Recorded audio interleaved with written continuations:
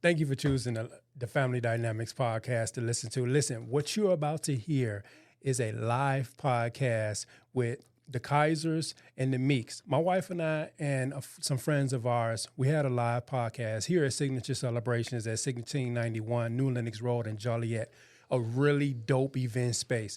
Listen, we had a live podcast taping. We had over 80 people in the building. We also gave away giveaways like 2 flat screen TVs, gift cards, some special gifts for couples. But we actually talked about some of the adversities and triumphs that me and my wife are actively dealing with till this day, and we shared it with our audience. We had things like food, we had drinks, and we had a Q&A session, which was really awesome, that the people that was in the audience were able to share their heart, give their take, and also ask us some questions as experts and as gurus. We don't consider ourselves as experts or gurus because we're still learning. So what you're about to hear is a live podcast taping that we did with the Kizers at thekizersway.com. So sit back, relax, and at the end, hey, find us on social media or email us and tell us what you thought about the live podcast that we did. And we're also going to do it again. And put down in the comments, hey, would you like to join us for a live podcast taping? So thank you, and sit back and relax and let us know how you like the live podcast. And I'll see you at the end. Welcome to the Family Dynamics Podcast. You have to just be willing to talk about these things, and you have to be willing to put it all on the table. Learn firsthand from the power couple who's built a healthy relationship from major and minor issues, The good, the bad, the ugly, to triumphs of the family unit. In this day and age, you need somebody by your side. Utilize proven techniques and strategies to help your relationship and family thrive to the next level. you have to compromise. This is the Family Dynamics Podcast with Kevin and Alicia Meeks. So in this beginnings part, Kevin's going to start with his beginning, and then we'll start the podcast. And during this podcast, it'll be like an open conversation, and you all are viewing it. And then we will open it up for the audience. And at that time, my daughter Eredice will come from the back, and she will have the microphone and give the microphone to whoever has anything to say. It can be a question, it can be a comment, it can be anything. So at that point of the question and answer session, then Eredice will pass around the microphone for anyone who you just raise your hand. So we're gonna start, and Kevin's gonna. So as you look on the front of the card and you see this colorful diagram, it's called, it's the emotional wheel, choosing and articulating your right emotion. Right? So we think that communication is key, but without right communication, you just talking. And as I learned, me and my wife have been married for 10 years. And I have learned over our 10 years, there's some ways that I speak to her that just don't get through, or we end up butting heads. So now with the emotional wheel, as you look on the emotional wheel, it shows you different ways of communicating. Look, a lot of times we say, I'm pissed off. I'm mad, I'm sad, but it's so broad. How pissed off are you?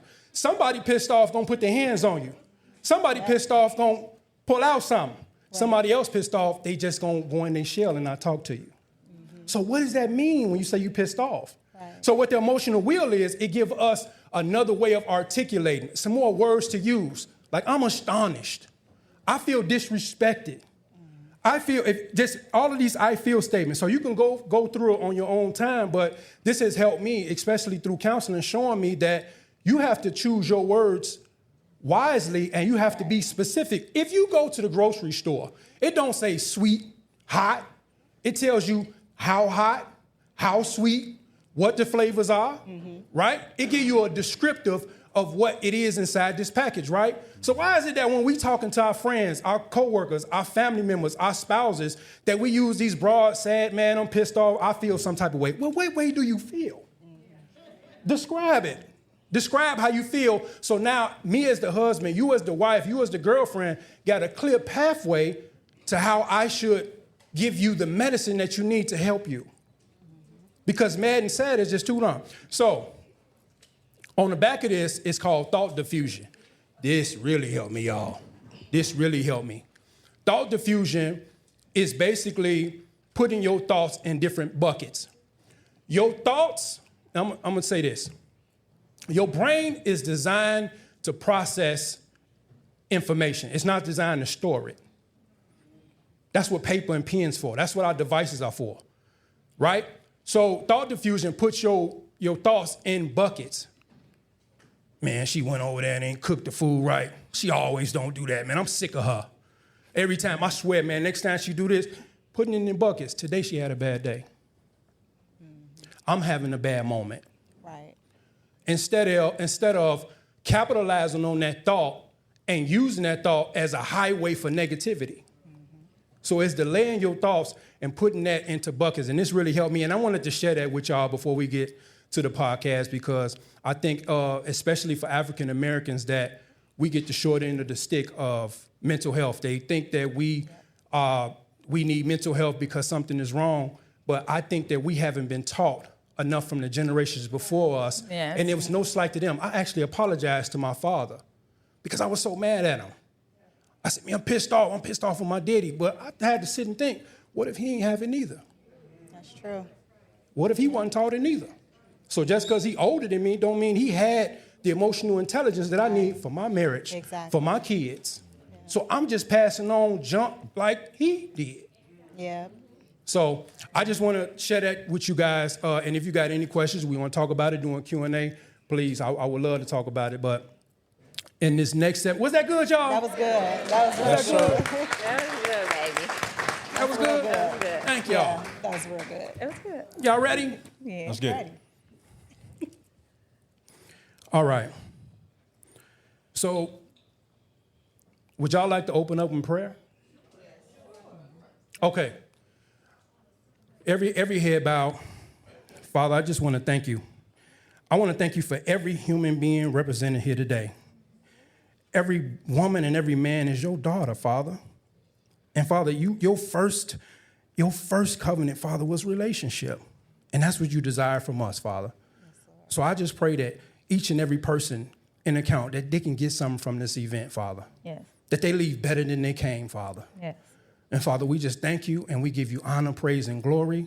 And we just thank you for being in the room. In Jesus' name, amen. Amen. Amen. Amen. That's why I marry him, y'all.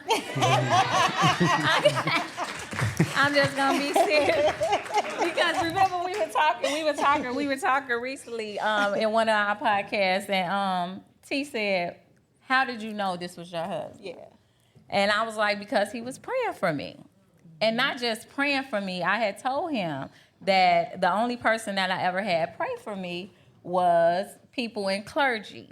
And one day we were hanging out, and he happened to spend the night over my house. Okay, yes, he spent the night over my house. And so he had spent the night over my house, and by him being a truck driver, he would get up very early in the morning, 3 a.m. And so I'm like, okay, bye, see you, bye. And so then I heard this chatter. After he had already left, I thought he had left, but I was asleep. And I heard this chatter, and I went to go get up. And when I went to get up, he had my hand, and he was kneeling on the side of my bed praying for me. And I'm like, ooh. Okay. I'm like, Clink, clink. let me get him a coochie coupon. No, I'm just scared. But no, I really knew. I was like, okay, guy, I ain't never had him in this before he leave. He praying for me. And then he took it a step further because you all know, those who follow us on social media, spoiledwifeclub.com. But those who follow us know that he did 40 days of 40 gifts for my 40th birthday. That is hard for somebody to be that consistent. To give 40 days, and every gift wasn't monetary. Some of the gifts were just like what I'm saying. He pays attention, and that's a part of it. Like, we can start the podcast. That's a part of it. That's a part of it, is being willing to learn your spouse. And so he knows what I need, and I don't always need a bag.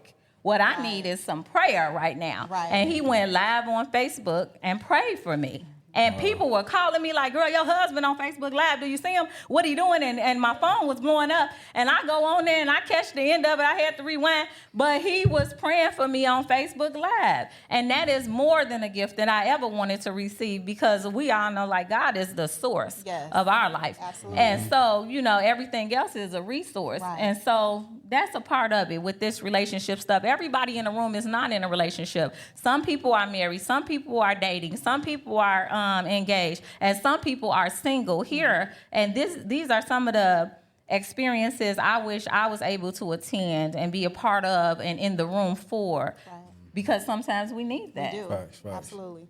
I know for us, so we've been married 16 years. Yeah, y'all clap that up.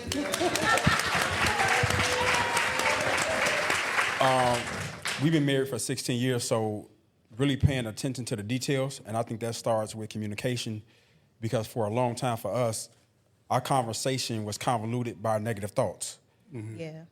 which apprehended our communication. We didn't have communication until understanding was present. Right. Because without understanding, confusion will prevail. Yep. We didn't make progress until we changed our thoughts. And those who can't change their thoughts can't change anything. And for us, that was very profound, because that means the reverse is also true. If those who can't change their thoughts can't change anything, well, those who can change their thoughts can change everything. And once we did that, everything began to grow in levels for us. By the way, that's our book in the back, in levels. Make sure you get it. But yeah, everything began to grow in levels for us at that point. So that's one of the reasons why we're here. Because I know some people follow us on Instagram. I know one of my guys was like, man, yo, B, that vibe that you and Toya got is infectious. Like, but I'm like, man, bro, you don't know we got this out the mud. Okay. Because Like it wasn't always like that. Man, talk about it. It wasn't. Talk about it, huh? We had to literally take steps to get there. Yeah. It didn't start out, it was literally in the mud, and we both climbed out together. And we were just kind of talking, like, one of the reasons why we're still here is because we kept showing up. Yep. Like, we kept showing up. We continue to show up. Mad, want a divorce, ready to leave, walked out, packed bags, get in my car, I'm gone. Well, we got 3 kids, gone, I'm gone. Yep. We kept showing up. We did. And that's one of the reasons I think why we made it 16 years, because we continue to show up. No, that's good. That's good. But for, like, people ask, like, how do we even get to this point? Like, how did the Kizers and the Meeks mesh and do this whole event? How did we even get here? Well, Go ahead. it was the women, of course. Yeah, it was us. It was us. One day there was a couples yoga session that was going on, and so me and Brian signed up for it. We like to do different stuff, and so Alicia seen I posted it on social media, and so she signed her and her husband up for it. And then on our way there, she messaged me like, "Hey girl, hey friend, I saved y'all a spot." And so I didn't see it until way after the fact, and we got there, and I seen somebody just wave, and I'm like, I think that's the lady from Instagram. That's good. And so after the session was over, we ended up getting together. We talked, we hugged, introduced ourselves, and then she gave me a Spoiled Wives T-shirt, and then it started from there. So, Yeah, we did not know each other at all. We do have mutual friends now that we know each other, Right. but we didn't know each other at all. We follow each other on social media because the Kizers way is about marriage, and I guess Instagram might have suggested us to each other. And we follow each other, and I saw she was going to the couple yoga, so I'm like, me too. So I signed us up, and that's how we got here. So after the couples yoga, we just continued to foster, and I invited them to my husband's birthday dinner at RH Rooftop. Yes. And then, I just know, like, when you meet people, I'm not about no new friends. I do have a whole table over here of friends for 30 years, 30-year plus friends, but I am okay with making new friends. I just made a new friend, Winter. And so I have new friends, and I foster those relationships. And so that's how we got there. So then our husbands just happened to mesh. And then so we were like, we need to collab. Yeah. Let's do something together. So this has been a long time coming. Yes. And here we are. But the one thing that really was the stake for us to do this event was because for y'all, for me, and for us too, it was that when I saw y'all online and then I see y'all in person, it was nothing different. Right. Like it was the same energy, it was the same love, it was the same, togetherness. Because some things is For the fake gram. news. Yeah, it's fake It's for the news for the gram. gram, right? Yeah. Sure. And that's why I was like, man, yeah, let's do something with the Kizers. Let's do it. But that's the thing, though, Kev, like, yeah, clap that up. Clap that up, clap that up, clap that up, clap that up. But that's the thing, man, like, the person that you're becoming while nobody is looking makes you worth looking at when everybody's looking. Exactly. Like the people that we were becoming behind the scenes, nobody knew. Yeah. Like clawing at each other's throat. Like, because I'm the type of dude, you kill my dog, I'm gonna kill your cat. Yeah. You know what I'm saying? Big facts. And I had to realize, like, I can't beat her talking, right?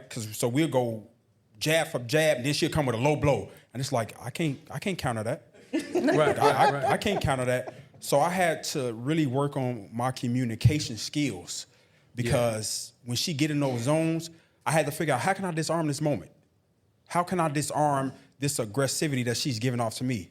And once I finally learned the key to that, man, it's like, you know, she's spazzing out, okay? So now I got the master key. I know how to tone it down. And it wasn't going blow for blow with her anymore, right? Yeah. How do you disarm me? It depends on what the moment is. You know, sometimes you might have to be disarmed with the D. I got a whisper because my mama's sitting back there. But sometimes you might have to get disarmed with the D, but then sometimes I have to disarm you with my words. Yeah. Yeah. Yeah, so. Or lack thereof. Or lack thereof. Yeah. Silence, huh? Yeah, it goes both ways. I Yeah, had to also learn how to communicate too. Sometimes it's the time to say something, and sometimes it's the time to just be quiet. Because we can't be lethal with our mouth, you know what I'm saying? But sometimes it's like, okay, you need to just step back and chill, because I can, you know, low blow. But as we begin to grow, then you realize, okay, this is not the moment. Maybe revisit it a little later. But right now is not the time, because if you're both in the heat of a moment, it's just gonna get what you steady throwing fuel on fire. But once you learn how to recognize the moment and then be able to come back and communicate later, then you're successful. You know, I like what you said. That's a good segue to communication, because me and Brian was talking, and just transparently, we was having a moment just last night, right? But I had to put into practice, like, okay, where are we, right? I'm internally upset. My wife is projecting something to me. Working your nerves. Working my nerves, right? But the thing is, in this moment, I'm like, okay, she's in her zone of genius. To put this whole event together, to do balloons, to do all of the setups, I'm like, you gonna really amp this up, and you gotta really give the old crowd and your audience what they need for tomorrow, and you gonna blow this top, right? So, and it may be a zone of genius where I'm in, where I need her to fall back and just be my sidecar right now. I'm in my zone. So it may not be like, what I'm saying is, it may not be a time for me to speak. So so last night I just said, you know what, you're right, babe. Whether I agreed 100%, my feelings is always valid to me. Right. To me. Right. Your feelings are always valid to you. Right. They ain't got to be valid to nobody else. Right. But it's valid to me. But I need to suppress that, because my wife is in her zone. She not interested in how I feel while she doing what she do. And to some degree, somebody could say, well, no, she need to be mindful. Maybe, maybe not. Right. But I'm the husband. Right. Maybe somebody who don't know her, she ain't got to be mindful, but I'm the husband, and I should know better in this moment. Right. Okay. And I think I definitely agree with that, Kevin. It's like, but you have to grow to that space. Man, you do. You know what I'm saying? You have to grow to that space to be able to recognize the power of a moment, which determines the outcome. And I know for her, a lot of times, it's not what I said, it's how I said it. That's And it. for me, it's not what she said, it's when she said it. So if I'm getting off work, coming to the crib, and you telling me this is due, kids need to go here, it's like, yo, I don't want to hear that right now. I want to hear, baby, take your shoes off. Let me rub your body before I tear it off. The homie lover man is ready to flex. Girl sex, time to have sex. That's what I want to hear. I'm with you.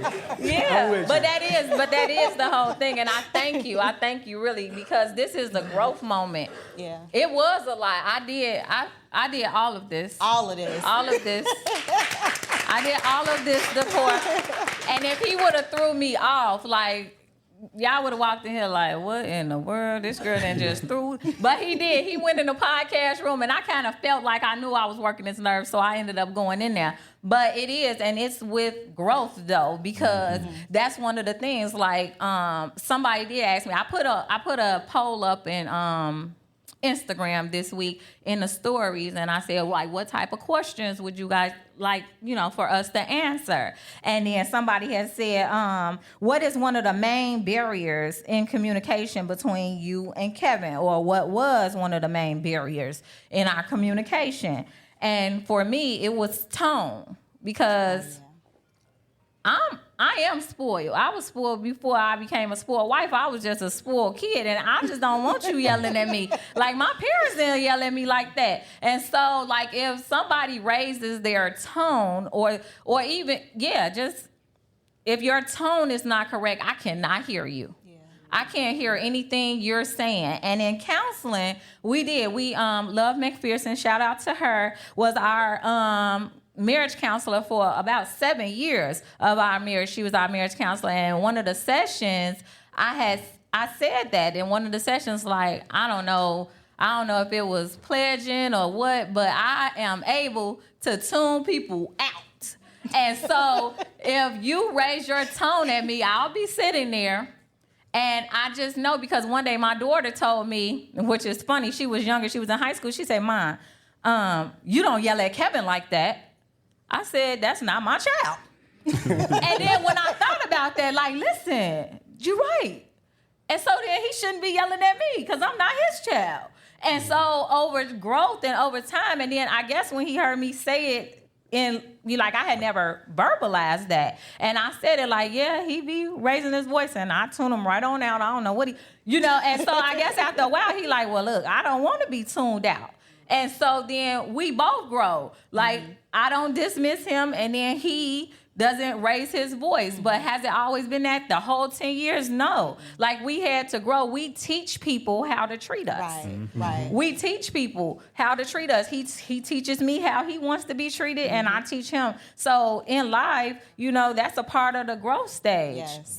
Is someone teaching you how to treat you? Because maybe this was okay with her, right, but with Alicia, it's going through one ear out the other. If your tone is not okay with me, I can't hear you. That's right. I can't hear you. Right.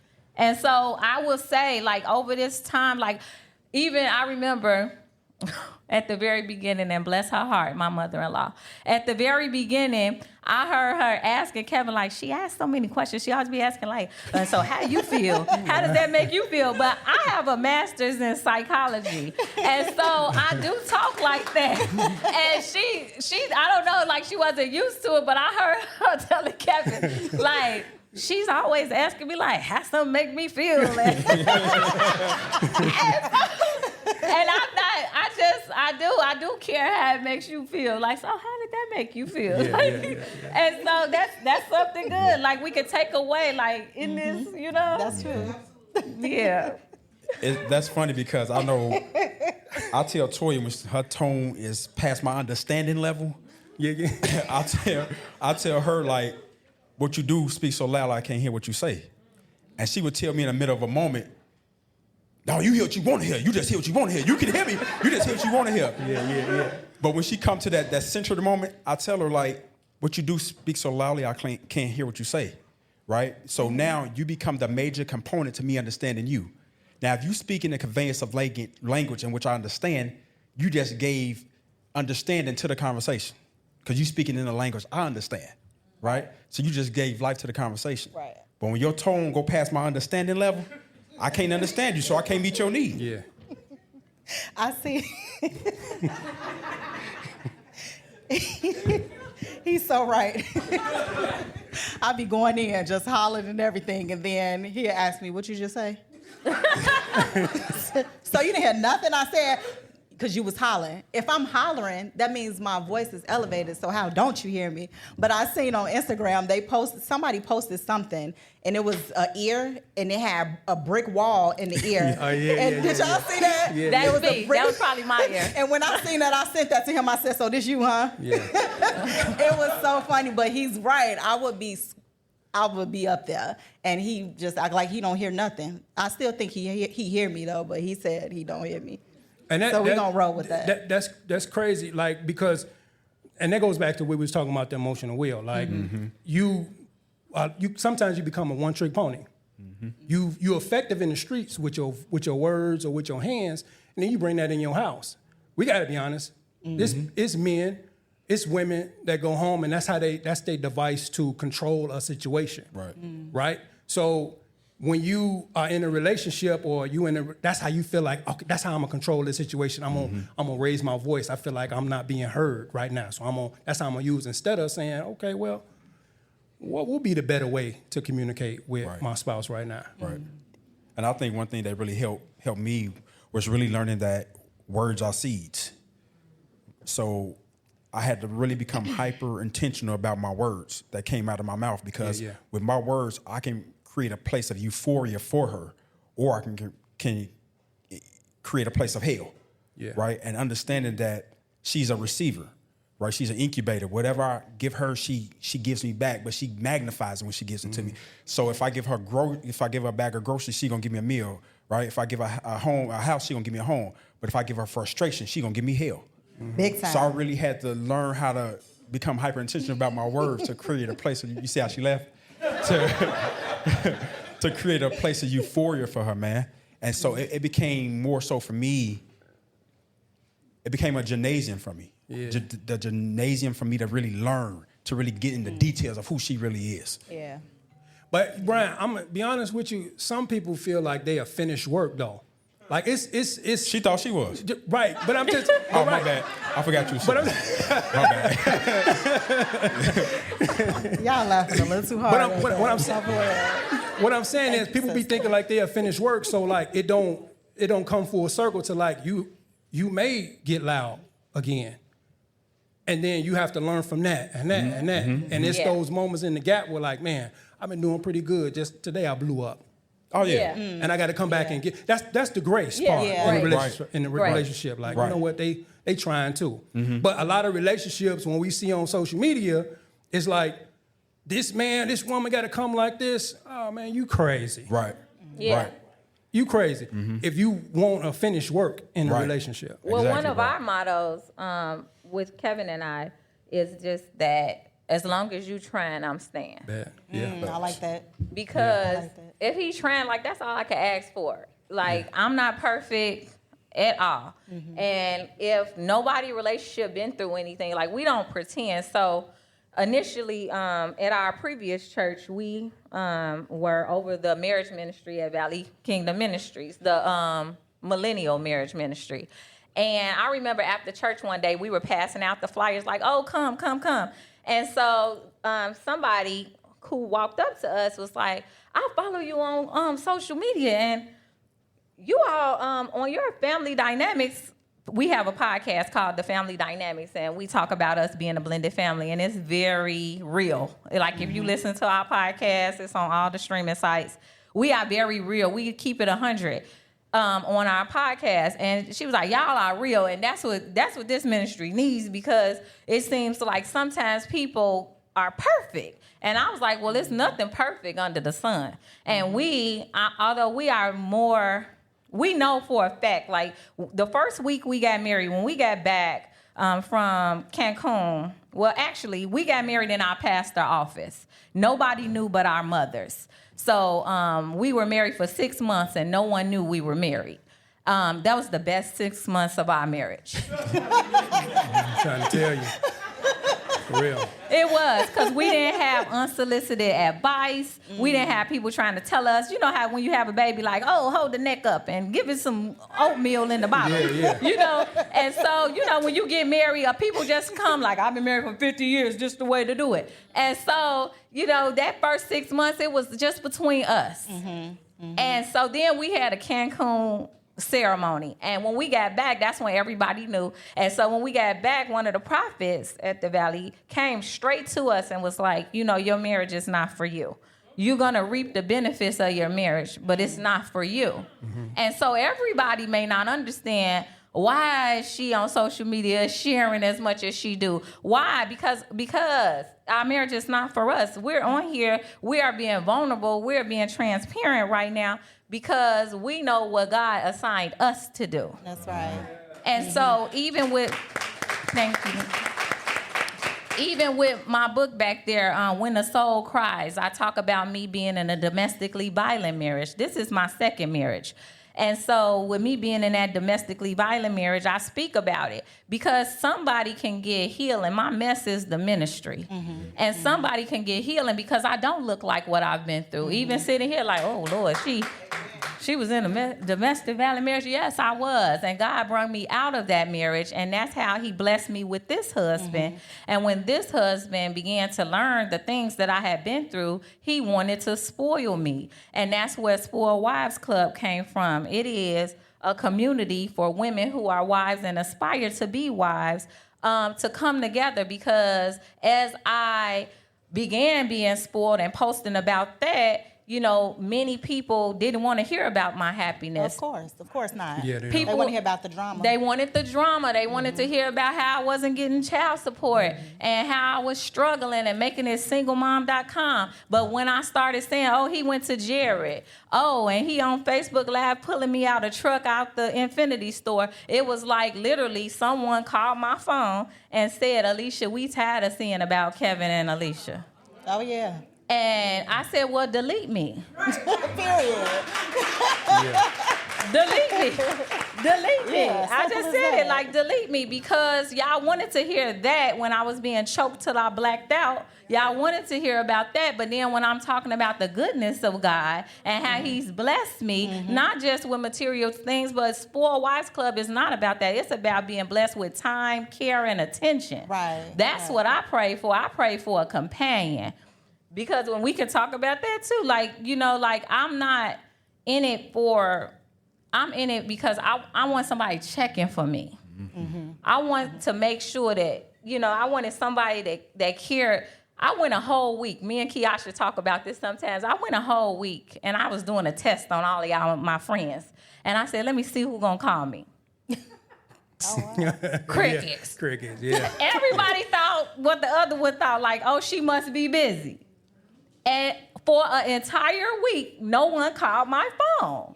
And I was a single mom. And I was like, I could be in this house dead. And ain't nobody called me. But everybody, we all got life going on. And I'm not perfect. I don't call everybody every day either. But that was just a thing. And I was like, God, send me my husband. He gonna make sure I'm home. You know, like, I don't know. That's right. And if you ain't home, And he gonna call where you at. he gonna figure it out. I need a companion, God. My auntie kept saying that. Like, I heard her keep saying, like, I want a companion. I said, Google companion. I want a companion too. Because I'm tired of Amaya being my plus one everywhere. And I did. Y'all see my husband, he be the only husband in a lot of these situations. I be bringing my husband everywhere. I don't care if it's for the ladies. Come on, baby. You sit up here. Let's clap it up for good men. Clap it up for good men.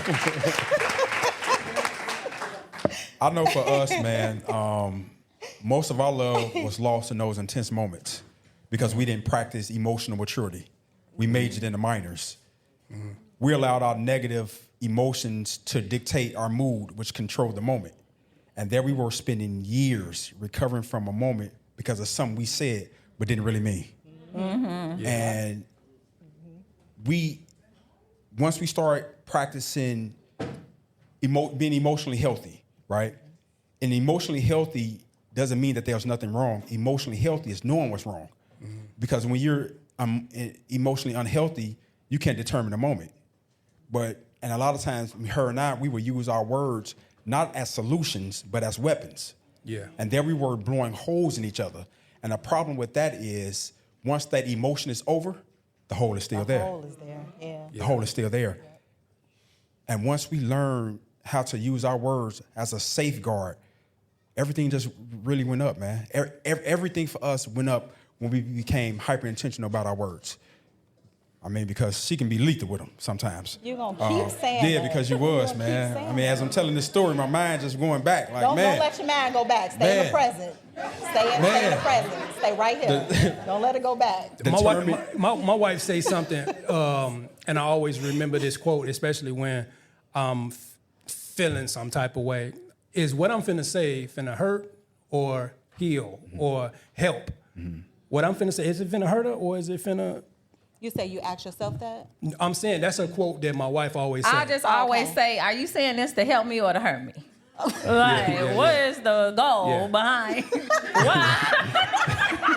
Are you saying this to help me? So have that in your mind when you're about to say something like, am I saying this to help them or to hurt them? Because if I'm saying it just to hurt them, then check yourself. Yeah. You know, and keep it to yourself. Because are you trying to hurt me? Right. You know, so are you saying this to help me or to hurt me? I do be saying that. Yeah, she be saying that all the time. Because I mean, some of the criticism. But I got a question. How do you guys, or how in the past have you resolved conflict?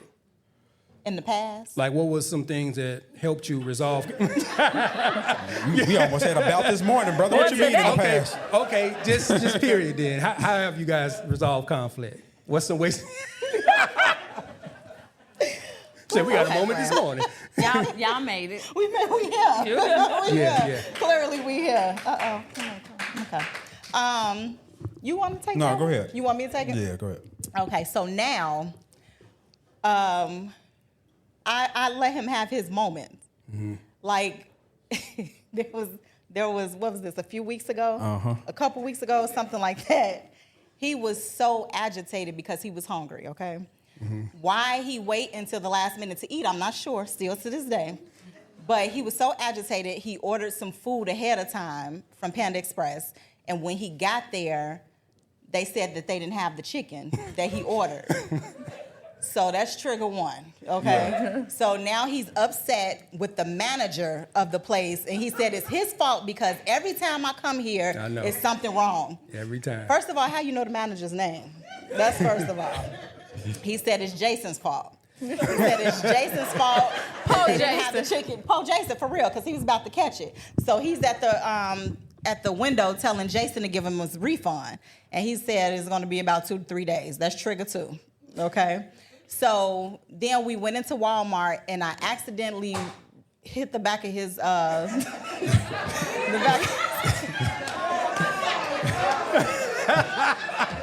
was an accident. It was an accident because we was trying to hurry up and get some stuff, and I accidentally hit the back of his ankles with the cart. So that was trigger 3. So at this point, he exploded.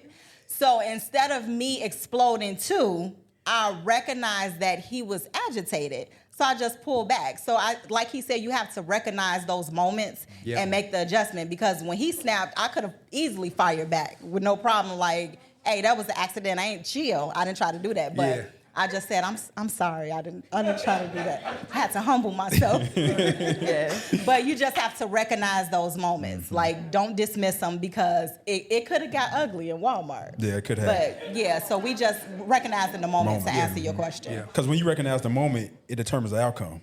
Yeah. Right? Saying the right thing at the wrong time can explode. Yeah. You know what I'm saying? So really recognize the power of the moment, because those moments, you can spend a lifetime recovering from a moment. Yeah. A moment, man, a moment. We did that for years, bro. And years. we was on our way here when that happened. So we could have been all twisted coming to talk to y'all. Y'all would have said, like, we canceling everything. I don't even want to do it no more with it. Right. Yeah, it could have got that far. But being able to recognize those moments. When we got to first together, when we got together and I was coming over to her house, I had my own home, and we would get into it, I would grab whatever I had at her house and leave.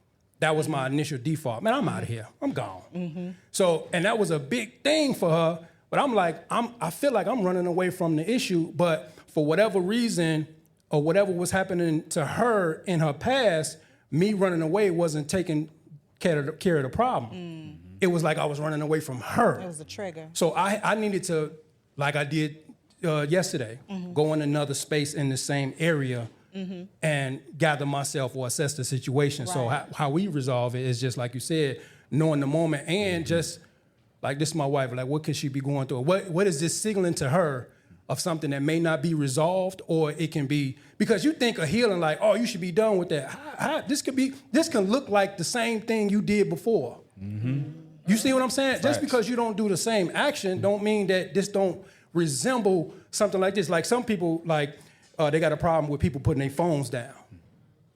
Like, why you put your phone down?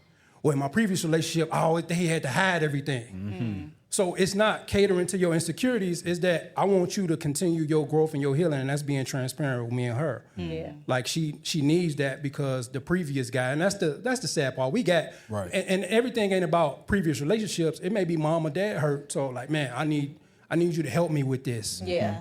You know, Facts. and that's why I hate social media because like, man, it's so much more than money and all of the flashy things. You deal with a person's whole self. Yeah. So do, Yeah. bro. That's true. And Yeah, that's true. I told Toya, man, like a lot of times we struggle with our past, right? I call her a historian because it's so funny, man. Last week, my son came in the crib. He was like, "Yo, Dad, you and Mom get into it sometimes?" I'm like, "Yeah." He said, "Do she remember everything?" I said, "Bro, what? Do she?" I said, "Your mama can tell you something I did 7 years ago on Sunday at 7:31 p.m." Yeah. I said, "They're historians, dude." Yeah. So he said, what am I supposed to do? I said, "Well, if she's telling you something that you did a month ago and you can't remember, but I apologize. That was my fault. My bad." Yeah. Right? I apologize. And I used to tell Toya, keep Minus the Bay part. He better not be calling nobody Bay. At 15, Yeah. let's get that part right. Okay, Mom. Thanks, Mother.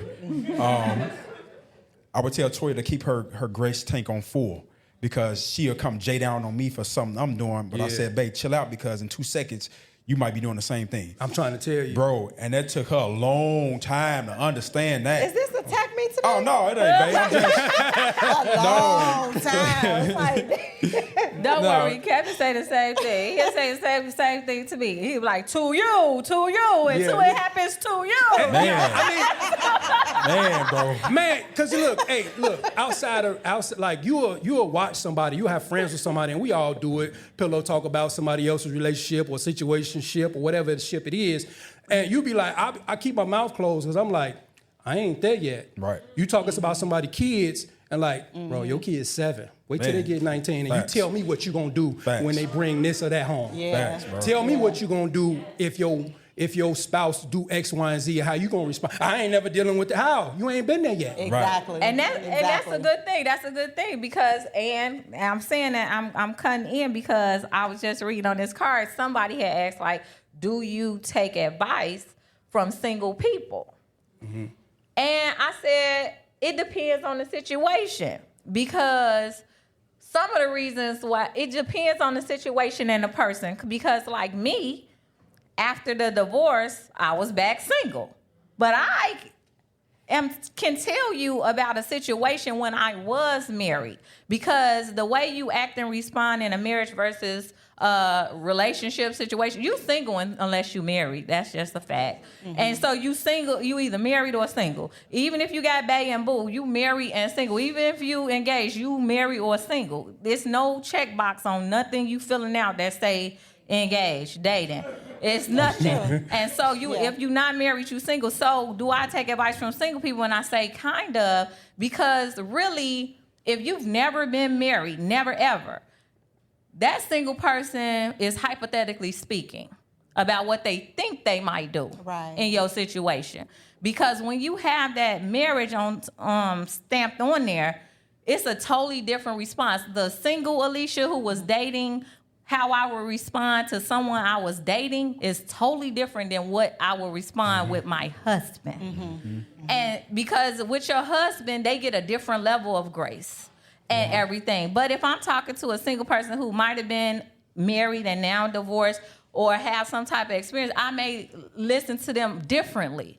It's not that I don't listen to any single people, but I always keep in the back of my mind like they're hypothetically speaking because it's many things that I had to check myself about what I would not do. And then now I'm married and I might be doing it because or dealing with it. You know what I'm saying? Because now I'm married. So that's just always something I keep in the back of my mind. Like, you hypothetically speaking and depending on the situation. Well, it's different because in a marriage, there's a scripture in the Bible that say, if a husband don't hear his spouse, I won't hear you. That heavy.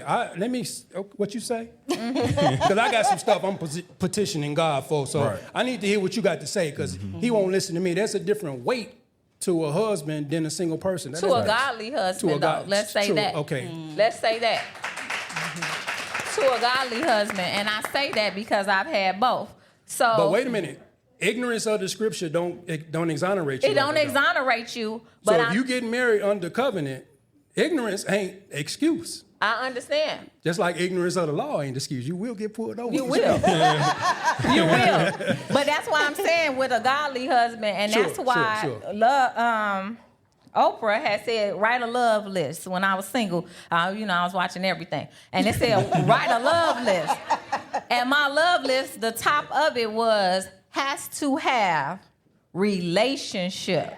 Not go to church, have to have a relationship with God. Because if he doesn't have a relationship with God, he's not really correctable. Because he doesn't realize the consequences of how heavy it could be on his actions.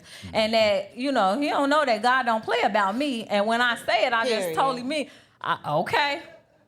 You want to treat me this way? Okay. And so when you have that relationship, so that was number one on my love list. He has to have a relationship with God. And this man here, he repeats the scripture so much. My husband, just this scripture here that he's saying about, and so he takes it, he embodies it, and he knows that he can't receive correction that's outside of his control. Like if he treats me a certain way.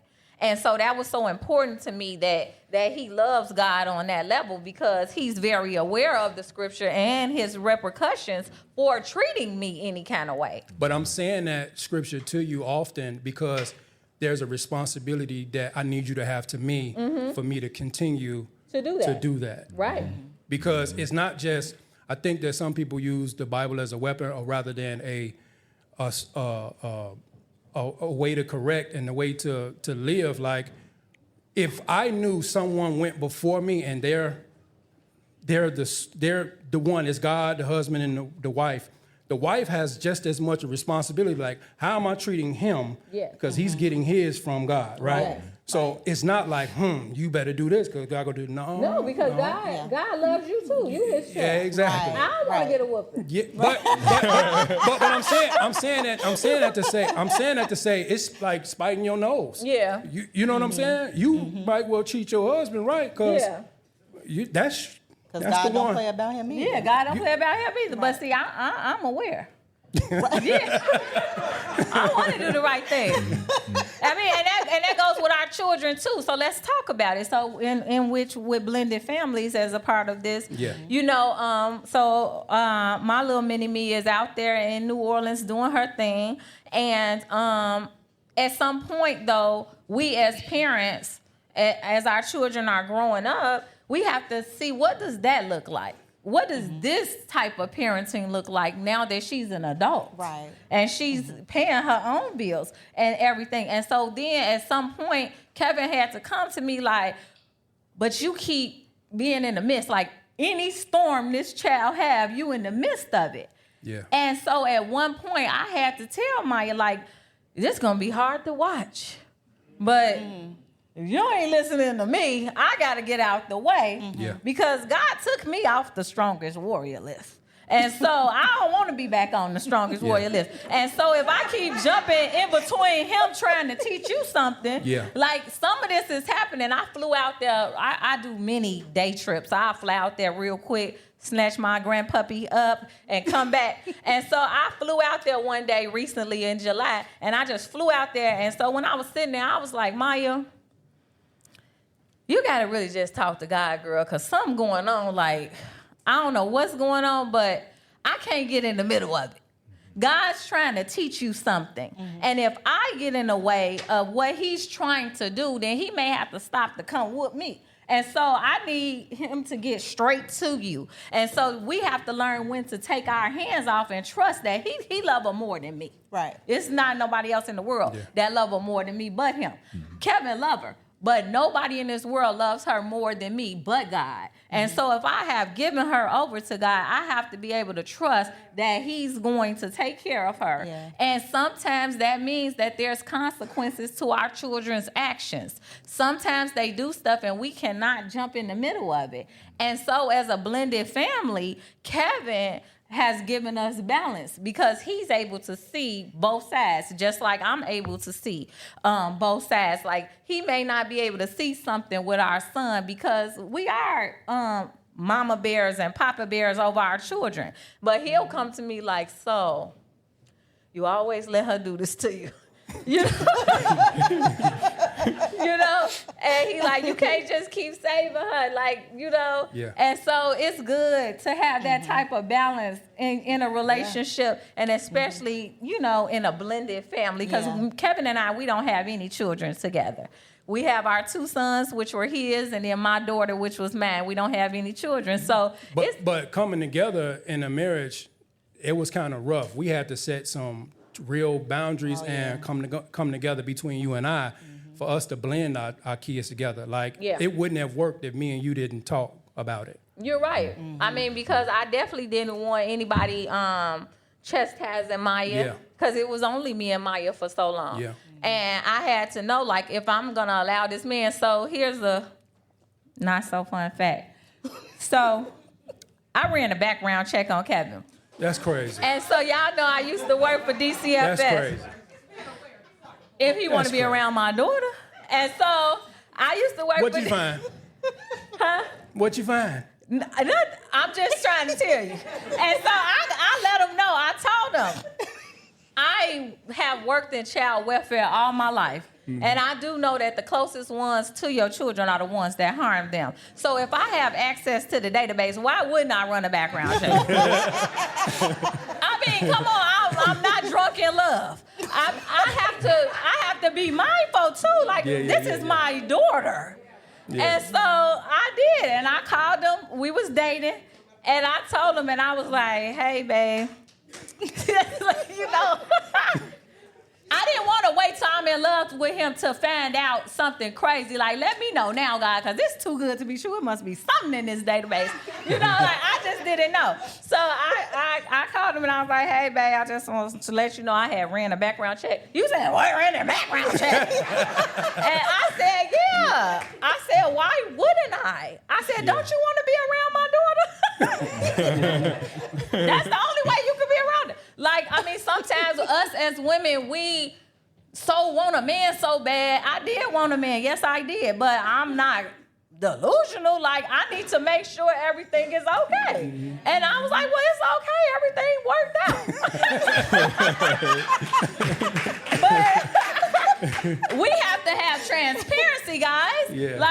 I mean, I'm just so serious. He wouldn't have been able to be around my baby. And I just needed to know.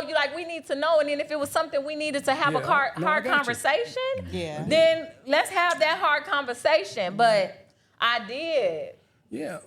I got it. I think if we had access to it, we probably all would. And you do. I just want everybody to know. If you don't know, you can go online and run your own background check. You may have to pay for it. But I'm just saying, you can't do these things. And I suggest it. It's just too many pedophiles. I was a child protection investigator. You know, this is my background. And I do know a lot. I've seen things that don't come on the news. I used to take people kids. And some people kids need to be took. And that was one of my most rewarding jobs. But in that, I ran a background, to get to the point. I ran a background check on him. So from there, and then from knowing that I prayed about this man, and I knew, you know, with the things that I felt in my spirit with him being around, like, if I'm going to let him in, I'm letting him in.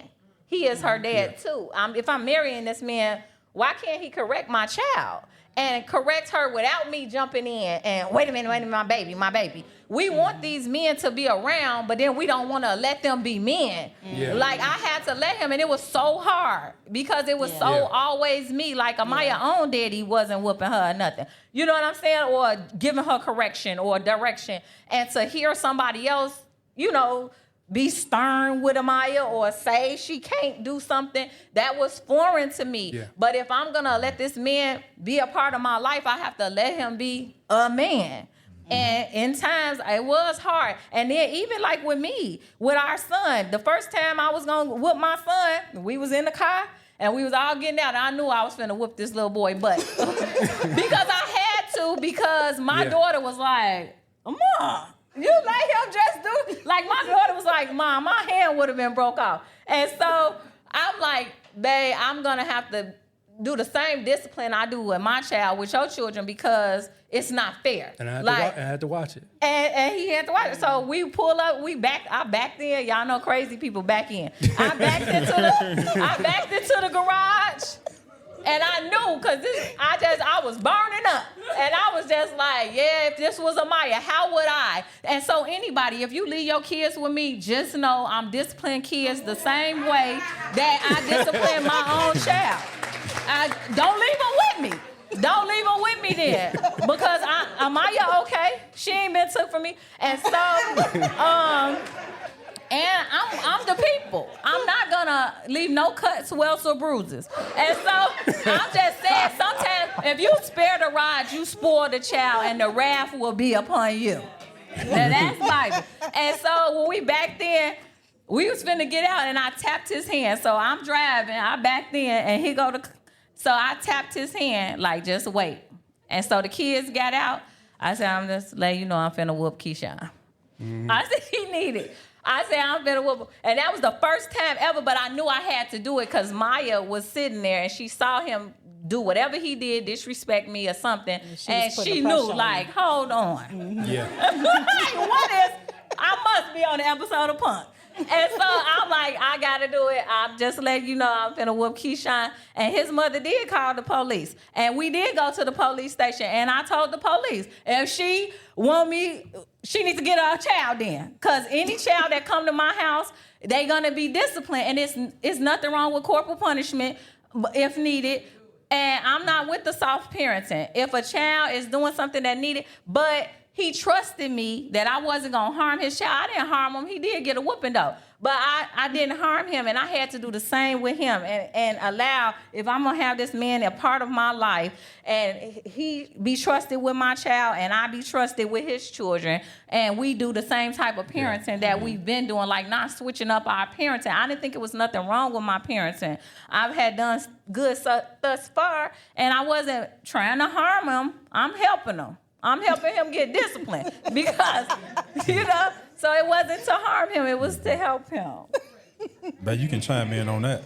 On what? On the blended family with the kids and the correction and the... Because when we first started dating... He keep putting you on blast. I know. I mean, because last time you said, is this a Toya day? I mean, so I don't want to say too much, let you talk. You can go ahead. You can give your input. So when we first started dating, she already had a child, and I mean, it's funny now, but it wasn't funny then. I tell her now, like, man, it's like we had the omen living in our crib. Like, I've never seen nothing like this before, and it's like nobody had control. Nobody had no control. So I'm like, she was a spoiled child. Mm-hmm. I mean, spoiled man, child club. Jesus, Dang. that was borderline possessed. So when we got married, I'm like, babe, I can't handle this. We not, because I can't have a child in here running my crib. So we had the conversation, and it was a lot of times I'm like, babe, no, we not doing that. She won't, babe. We can't do that. And I guess from your perspective, it was like, let it ride, because that's what you was used to. You wasn't used to a man being around, kind of laying down some governance and some law, right? Your family wasn't even used to that. So speak to that. I set it up real nice for you. Go ahead. You did. It was real smooth. Yeah. No, she was really spoiled. And like Alicia said before, Brian came around, it was just me and her. And I had her young. I was 17 going on 18 when I had her, so I was at home still.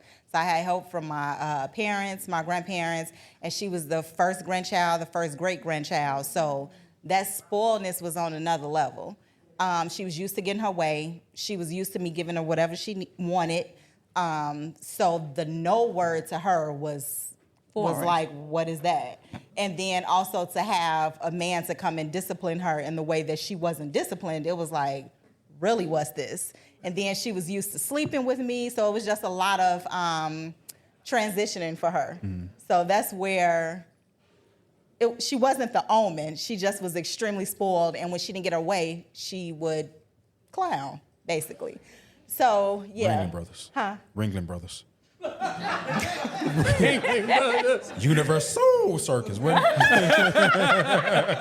right, I'm done. My bad. No, he not playing though. It was like that. She would clap, she would perform, she would be all on the floor just when she couldn't have her way. So, what am I supposed to be saying about that? How old was she? She was 5. She was 5 years old, so it was an adjustment for her, big time.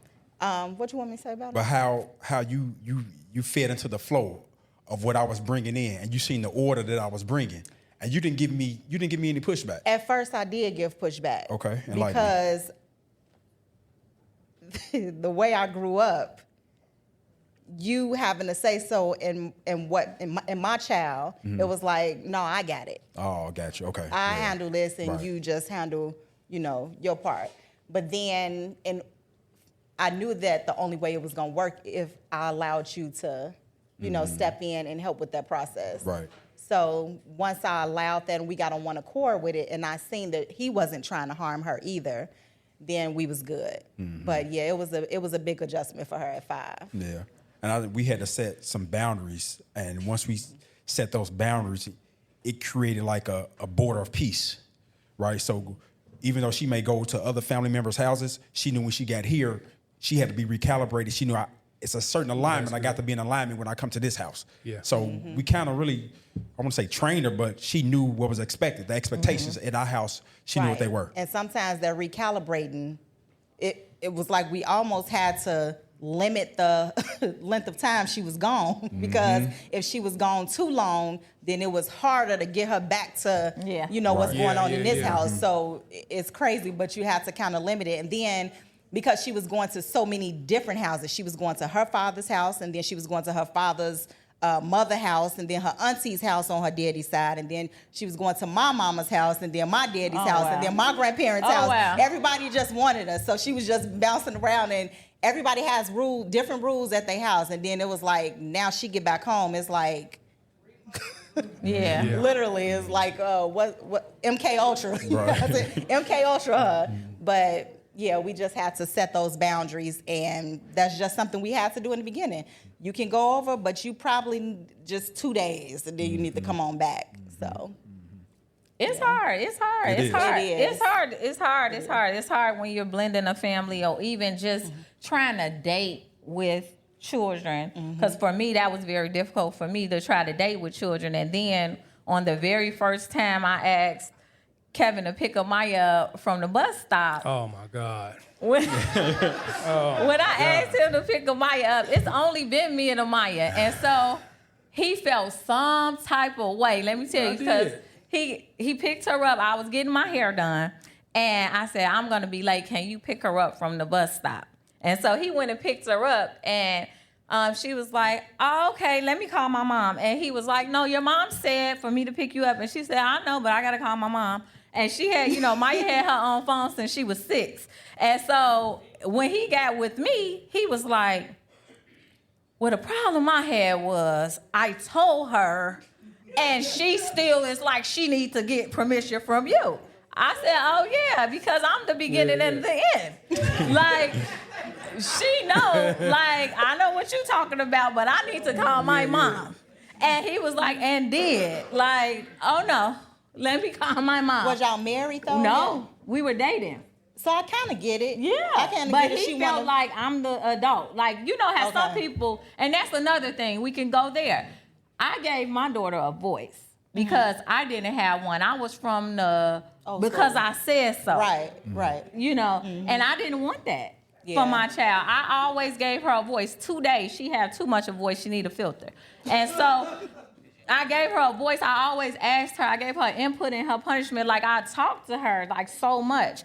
And so he wasn't used to her, a child, being as outspoken. But we're going to always know what she's thinking. She's never going to be, you're going to know how she feels about whatever. And even me, like, and he told me one time, he was like, but what if you think you such a good mom? And what if your daughter don't? Because we can think we're great parents. And he was like, what if you think you're super mom? What if you think you're such a good mom and your daughter doesn't feel that way? And I said, that's good. I'm calling her. And so when Amaya flew out here, one of her visits, I took Amaya in the car and we went away. And I pulled over and we had a conversation. And I said, well, Maya, I just want to talk to you about some things that I want you to tell me the truth, because I know Maya will tell me the truth. She'll tell me if it hurt my feelings. She do not care. She would tell me the truth. And I said, Maya, how do you feel about me being your mom? Like, do you think I did a good job? How do you feel since I've been with Kevin? How do you feel, like, how do you feel? Like, is there anything you would think you would want to change? Like, because I could think I'm killing it. Mm-hmm. And my daughter could think like, and you work too much, and you do too much, and and so I was pleased to know it was what I thought. I was killing it. And so, but I wanted to know her truth, because it is some parents out here and they may feel differently, and I'm glad, like, even, rest in peace, before my mom passed, I told her, like, I was mad at y'all. Y'all didn't let me go to a HBCU. Like, I'm mad, like, I had to pick a school in Illinois. Like, I'm mad that y'all made me pick a parent. And those are the things that I did not do with my daughter. I allowed my ex-husband and the mistress to come in my house and come see my daughter off for homecoming, because it's about the best interest of the child. Mm-hmm. I've worked in social service and child welfare half of my life, and I was a child advocate, a child protection investigator. I did not want my daughter to pick a parent. I wanted us to all be able to be adults, even if it made me uncomfortable. If it's her birthday, let her have both of her parents in the room. Because, I just did. And so with that, even Kevin, when he first came in the picture, we went and sat down with my ex-husband and the mistress, his wife, and we sat down with her at Panera, and Kevin was just looking like, this is my wife. This is crazy. And I did, because we got to have these conversations. Yeah. And I knew this lady going to be around my daughter, whatever the situation, she gonna be around my daughter. Right. And so I need to have a conversation. And so Kevin and I went and met with him and his wife, and we had this conversation, to make sure that everybody felt comfortable and we was on the same page. Like, don't put your hands on my daughter. I don't want to have to put my hands on you. You know what I'm saying? Like, let's be clear, because sometimes the men don't articulate what the woman wants. And this is a blended family, so let's just get everything out on the table, because you ain't gonna be able to say you didn't know, because I told you. I told you. If you got a problem with her, call me up. Yeah. I drive right on over there or whatever. So in blended families, that's so necessary for us to be able to have tough conversations. Facts. Even with us, like our own children that we have together. So we were in Jules one day, and my son, he wanted something out of Jules, but I had been telling him all week, son, bring your wallet, bring your wallet, bring your wallet. So I told him no, right? So when I told him no, his mom was getting ready to go in her purse and give him some money. So I said, babe, no, let him weather this. Let him go through this. When I was saying let him go through this, my mom just so happened to be at Jules too. She pulls up on the side. She looks in the car. What's wrong with him? I said, he wants some money, mama. Well, just get a boy some money, mama. I told him bring his wallet for 7 days, and today he did not bring it, so he not getting none out of Jules. You get on, man, it's getting on my nerves. So she's mad at me. Now my mama mad at me, Toya mad at me. So when we get home, when we get to the house, wait, let me tell you why I was mad, though. Go because ahead. he left his wallet at home, and he said, Mom, can you pay for it, and I'll give it back to you when we get home. I thought that was fair. Okay, yeah, I'll pay for it, and then just give me my money back. But Dad says, no, because you should have brought your wallet. Right, because you won't be able to save him, right? What about the time you're not there, right? Yeah. And my thing is, if we save him from the fight, we save him from the experience that makes him valuable. As a man, you have to be able to figure things out. My grandmother would tell me, you got to be able to figure your way out of a paper bag. He did figure his way out. He asked, could I loan it to him until he got home? But that's because... No, we got to get out the way, Fred. We got to get out the way. But that's because you have conditioned him to know that when I don't have it, my mother's going to come through with her cape on. Supermom is going to come through with her cape and save me. You conditioned him for that. Yeah. So that's why it's like, no, let him weather this. Let him figure out another way. He can even to get to the crib. We just brought groceries. Let him eat the sandwich and chips. He good, right? So don't save him from every fight. Yeah. Well, I don't say from every fire, but 99 of them then. well, 98. But Okay, I 98. In this moment, hearing what you all are saying, I'm happy for you, friend, because even in this conversation, you still wasn't for it, but you allowed this man to be a man. Yeah. And it I definitely did. taught your son something. Right. You know what Although I'm me saying? and my mother-in-law was boiling on the Y'all inside. was boiling, Right. but y'all let him be a man though. Right. And then your son saw that. Your son Yeah. was upset, and he saw the consequence of his action of forgetting the wallet, but he also saw my mother allowing my father to parent me, because if you would have cut him off and said, no, just go ahead, that would have said something to your son. Facts. That's deep, sis. That would have said Yeah, that's something deep. to your son, like, my daddy don't wear these pants. Yeah. Or it's not you wearing the pants just like you run the whole show, because it could be equal. Right. But I'm just saying, like, that would have demasculinized you Man. in a sense for her to not allow you. You know what I'm saying? Yeah, I feel you. And that's so Yeah. crazy that you bring that up, because I know when Toya and I having our pillow talk, I tell her all the time, like, if you silence the lion, you'll kill the pride, right? If you silence the voice of the house, which is the man, the family will die. Yeah. Family will die. There Family you will go. die, right? Because when you think about it, now I'm about to go here. The Bible says that Satan is after everything that pisses against the wall. That's a man, right? I don't need to get the women and the children. I come from the man. I kill the whole family, Yeah. and that's a fact. That is. That's a fact. So give me some. I appreciate you letting me have that moment. So look, we want to go into another segment, guys. It's been dope. The Kizers and I, we can go back and forth all day. We got tons of material to give y'all, and we just don't want to belabor the time. At this time, is it? Oh yeah, we gotta pass out. So. God, we know we just need to get in this next segment here. And we'll start this next segment off. We want to borrow Kiki husband again. Kiki husband is gonna pass out some GV. coupons. Come on, G. Talk to him about it, baby. And so, this next segment right here, real quick, we promised y'all, and we are delivering these coochie coupons, okay? We delivering these coochie coupons. I like the way Toya On said this side. Melva, come and get this to pass out to that side. Okay? Go ahead. Go ahead. Okay. Well, you created it. Everybody Y'all see it? She said everybody did them. And so if you have a significant other at this time, you can always hold on to your coochie coupon. So coochie coupon, you can hold on to it. So it basically says that this coupon is valid for one mind-blowing, leg-shaking, body-tingling, round. Where the DJ at? We should have had some music to go with that. Come on, DJ, get on your job. And so, this coochie coupon, you can redeem it. So if these are going to the ladies, and if your lady not here, you just put it on in her purse so she can give it to you when you need it. Okay, when she thinks you deserves it, okay? And so you can utilize this coupon. It's good until the December 31st, guys. So make sure y'all start doing good. We wanted to y'all give start it doing good now. We so wanted- y'all can cash out. We wanted to give it a time limit because we want y'all to cash out, okay? It's healthy. It's healthy, and then if you married, it's legal, okay? Yeah. Yes. These are some topics, you know, that we decided to discuss because sex is a major part of relationship. Just let's clap it up. Man, you ain't clapped Sex is... He ain't clapped all night. You clapping hard. Yeah. Sex is a major part of relationship.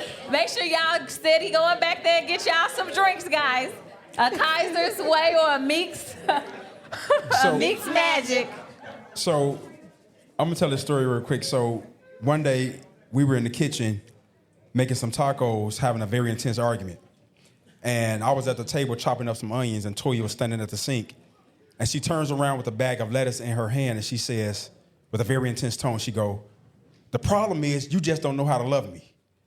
And with the same intense tone, I say, "Well, teach me then." And silence filled the room. You could hear a pin drop. But at that moment, Teach Me How to Love You said a couple things for us. One, it said, I want to. But because I want to doesn't necessarily mean that I know how to. So baby, make me your student. Because when the student is ready, the teacher will appear. And when you make me your student, you equip me with the tools necessary to water your garden that will cause it to grow in a way that nothing else will. Yeah. And for us, this is what started the greatest sex, because now I'm able to create a safe landing space for her feelings to be nurtured. And when her feelings are safe and nurtured, it increases arousal, releases dopamine, stimulates the limbic system, and activates the hypothalamus and Bartholin gland. But we all refer to that as a woman being wet.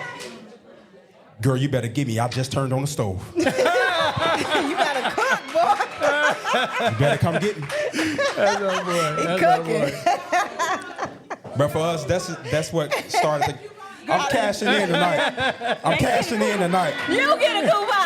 I'm cashing in You get a tonight. coupon. But for us, right, give me another one.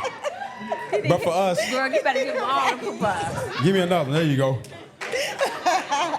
But for us, that was one of the things that catapulted us to create this marriage bed that's fulfilled.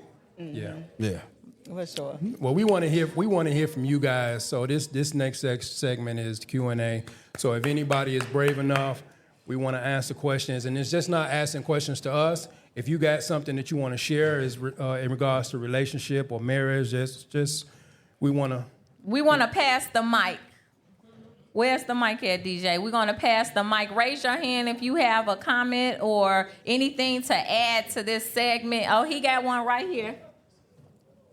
Erodice or Are you going? Oh, he got it. Okay. We're going to need somebody to pass the mic. Okay, and then we could just pass the mic from there. Okay. Thank you, sir. Appreciate it. Toya, Brian, I've been knowing y'all my wife and I for a long time. Yeah. 20 plus years. Yeah. So I've seen y'all marriage grow and flourish over the years. But I've also recognized unspoken challenges because we two are married. So I can, they say communication is mostly nonverbal, so I can actually see it spiritually, that the challenges were there. And again, part of it was because of y'all upbringing. You know what I mean? Being in unbalanced environments tend to create dysfunction.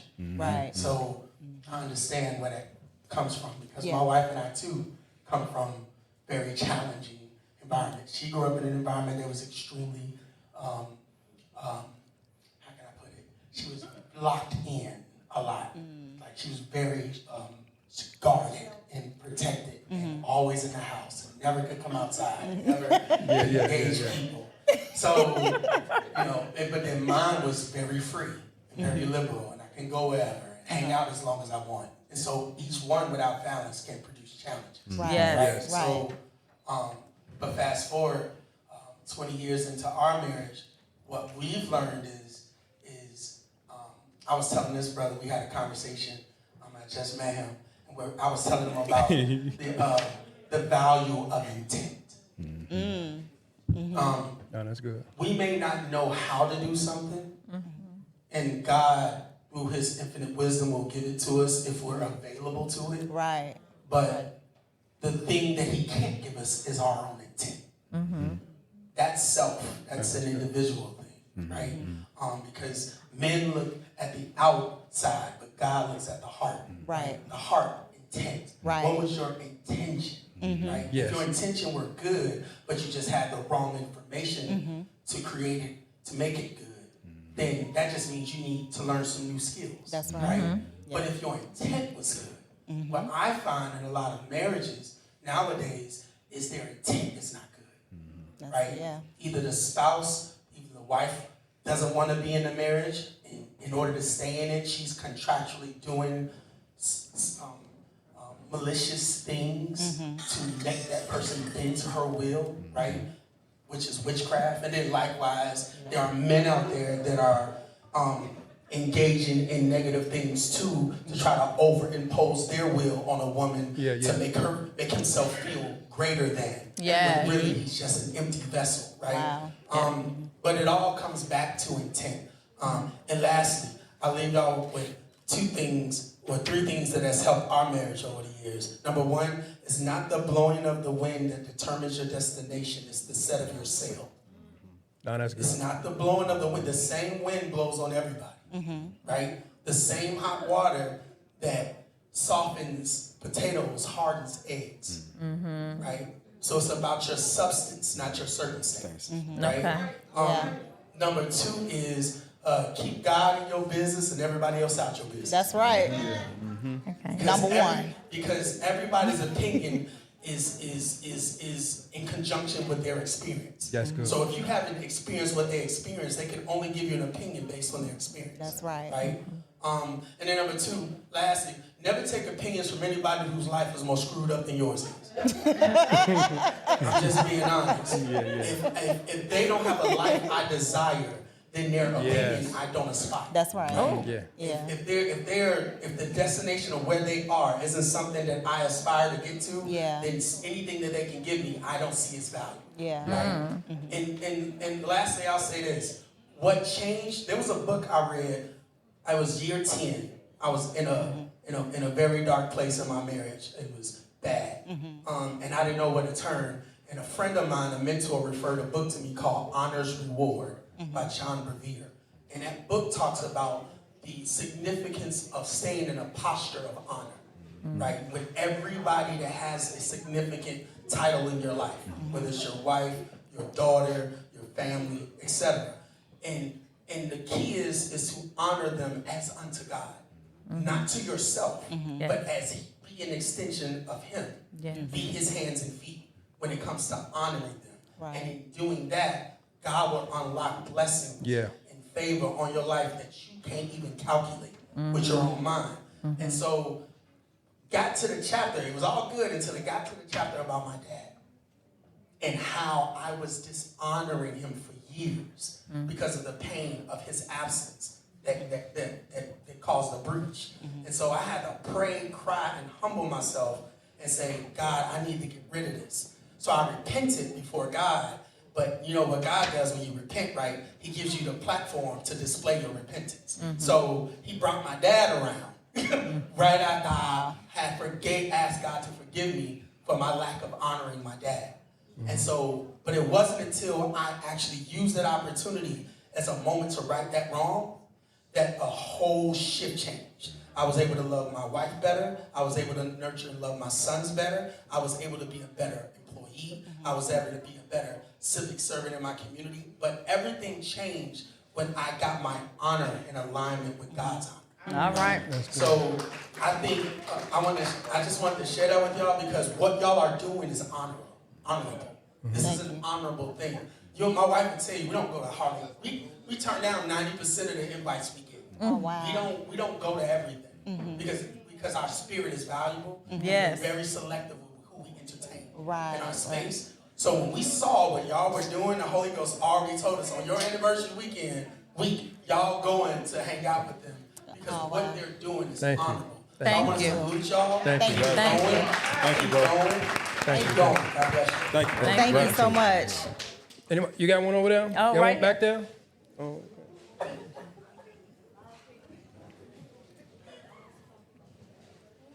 Hello. Hey. I absolutely love coming to you guys' events. I'm not married yet. Yes, yes. We have future spoiled wife shirts in the back, okay? Hook me up. I wear them. It's gonna happen. It is. But, it was something that you guys said about blended family because a lot of it, relationship-wise, stopped me from dating when my children were younger. And it was because I had that mindset. I didn't want anybody telling my children what to do. I mean, my daughter was a breeze, but when it came to my son, me and his father weren't together, but he was such a handful. We agreed not to date anybody because we was like, somebody gonna hurt this boy. So we needed to chill out and just, hey, take a step back until we get mature enough, to try to figure things out. But I think that's one of the things, now that my children are 29 and 25, I'm kind of like, okay, they always say, you waited too long. Why did you wait too long? No, you didn't. That was just a fear of mine. So now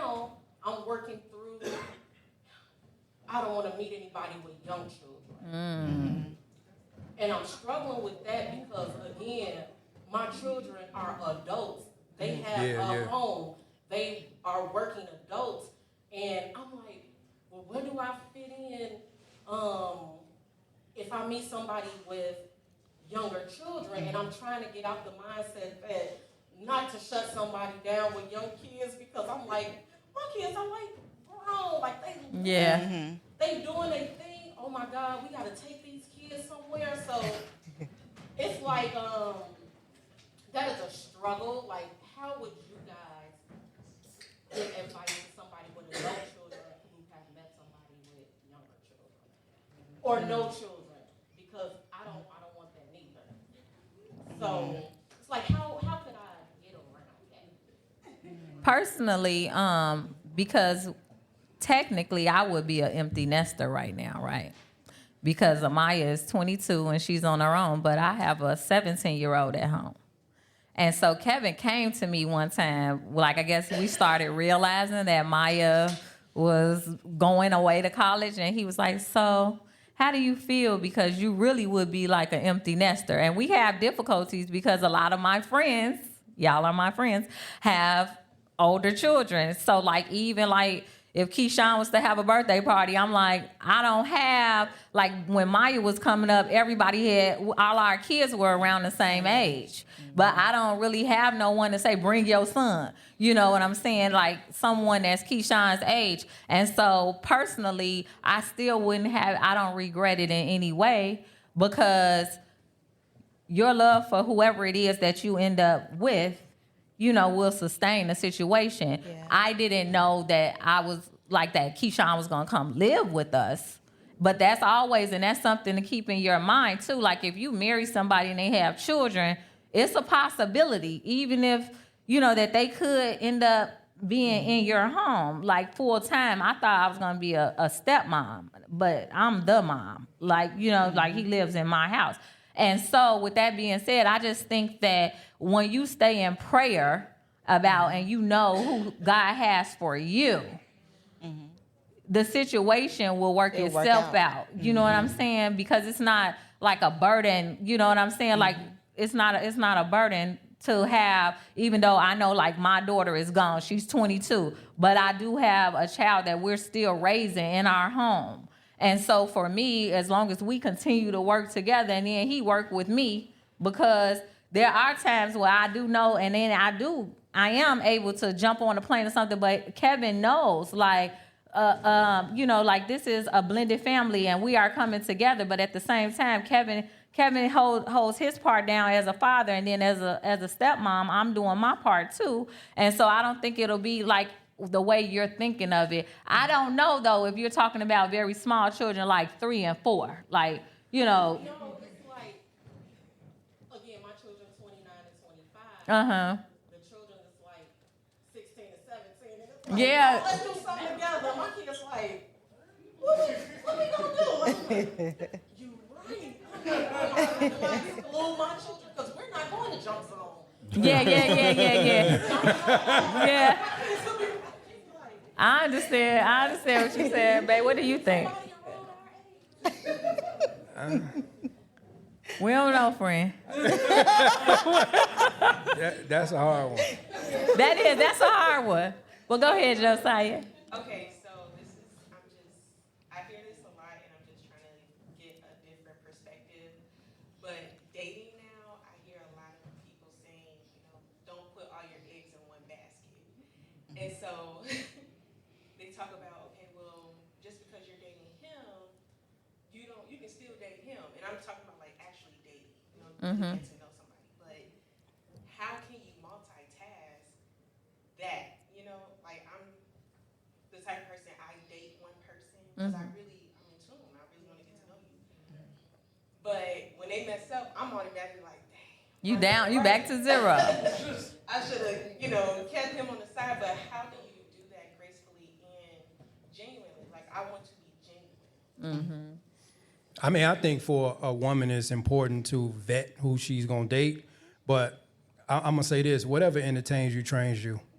And if you're entertaining 3 and 4 guys, the thief of comparison gonna set in at some point.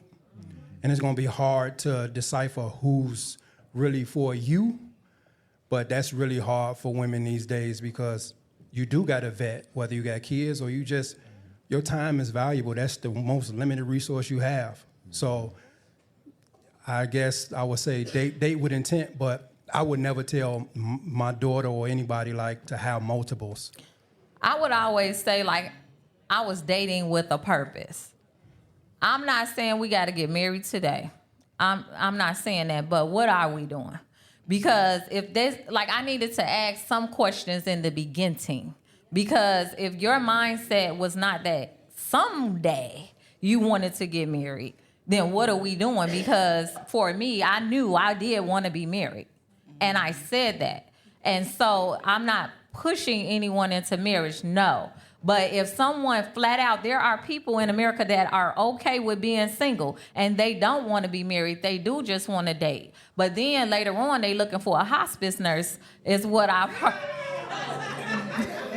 For real, later on, these men, now that they're older, now they're looking to settle down. But the truth is, you just don't want to die alone. Like, you know what I'm saying? So I knew from the beginning that I wanted something solid. I didn't want to date. I'm with you, Josiah. That's the same way I was. I did not want to date just NT body. And I didn't want to date multiple people because I had a little girl watching me. And my mother didn't have me in and out of my home. Even when I started dating Kevin, I would have, her bedtime was 9 o'clock. He had to come over after 9 o'clock. I'm grown, so I could stay up. But her bedtime, and she told me, I'm never going to get a stepdad because you don't even go on dates. I'm glad you think that. I'm glad you think that. Because when she would be at her sleepovers, I would have a date night. I would be going somewhere. It wasn't her business. But not in regards to children, just in regards to dating. I think dating with a purpose. Not saying like you are telling this person you want to get married today, but whatever your purpose is, if you want a long-term relationship, just whatever it is, stick to that because I'm with Kevin. I'm not for like dating like just buku multiple people. I just never have. Did I have like a couple? You know, I did have to, you know, I had a couple that I was dating at the time, but once I decided that I was going to be exclusive with Kevin, I ended the relationships or whatever we was trying to build with other people that was trying to date me. Yeah, that's what I was gonna say too. If you exclusive, that's different. You just with that one person, but people say don't put all your eggs in one basket, but you have to do what works for you. So if you're not comfortable with or you don't want to date multiple people, then don't do it. Like even with the information that we're sharing, it could be a lot of stuff that you don't agree with or you don't want to use. You take what works for you and work it. And if it doesn't work for you, then discard it. Yeah. So if you like, hey, I just want to date one person, then do that. It's no right or wrong. It's just what works for you individually. Yeah. Real quick, I just met Lynette, and I was just going to share with her that in watching Alicia and Kevin, their guests, glad to meet the Kizers. You too. You too.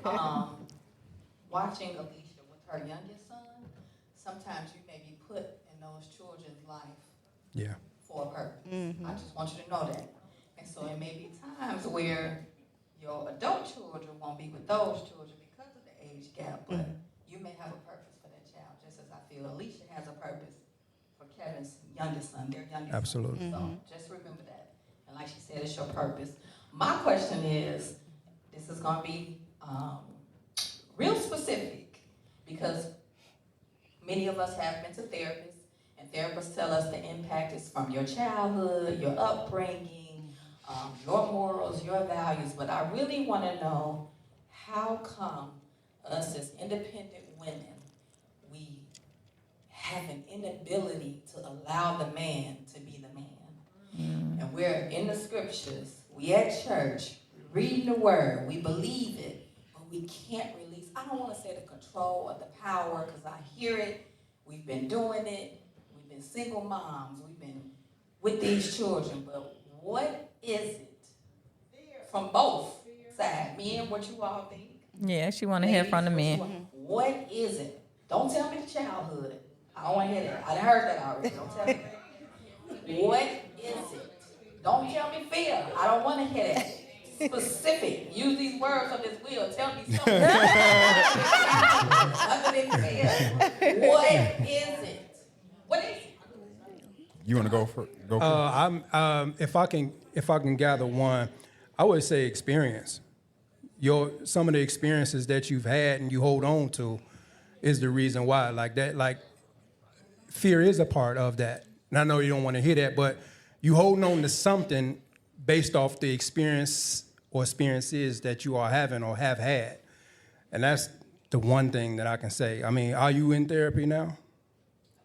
Been to therapy? Yeah. So, yeah, it's our experiences, and it's hard to say, like, and I have to say this too, like, our decision making, that we don't trust ourselves sometimes because of our decision making. We make we know we choose wrong.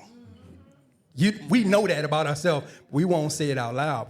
I know I choose wrong. Everybody want to diet, but I know I'm going to pull in the drive-thru. I know myself.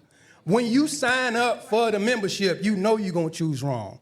So you get into a situation like the gym or something like that, knowing that I'm not going to get this control. I'm not going to be consistent. I'm not going to be disciplined. You know that subconsciously. So that's what I would have for that. I would say the model. It's hard to be something I've never seen, or it's hard to do something I've never seen. So I think the model is important because where there's a model, there's exposure. And if I haven't been exposed to a woman relinquishing that type of, I guess, control to a man, I don't know what it looks like then. I don't know how to do it. So what does that look like?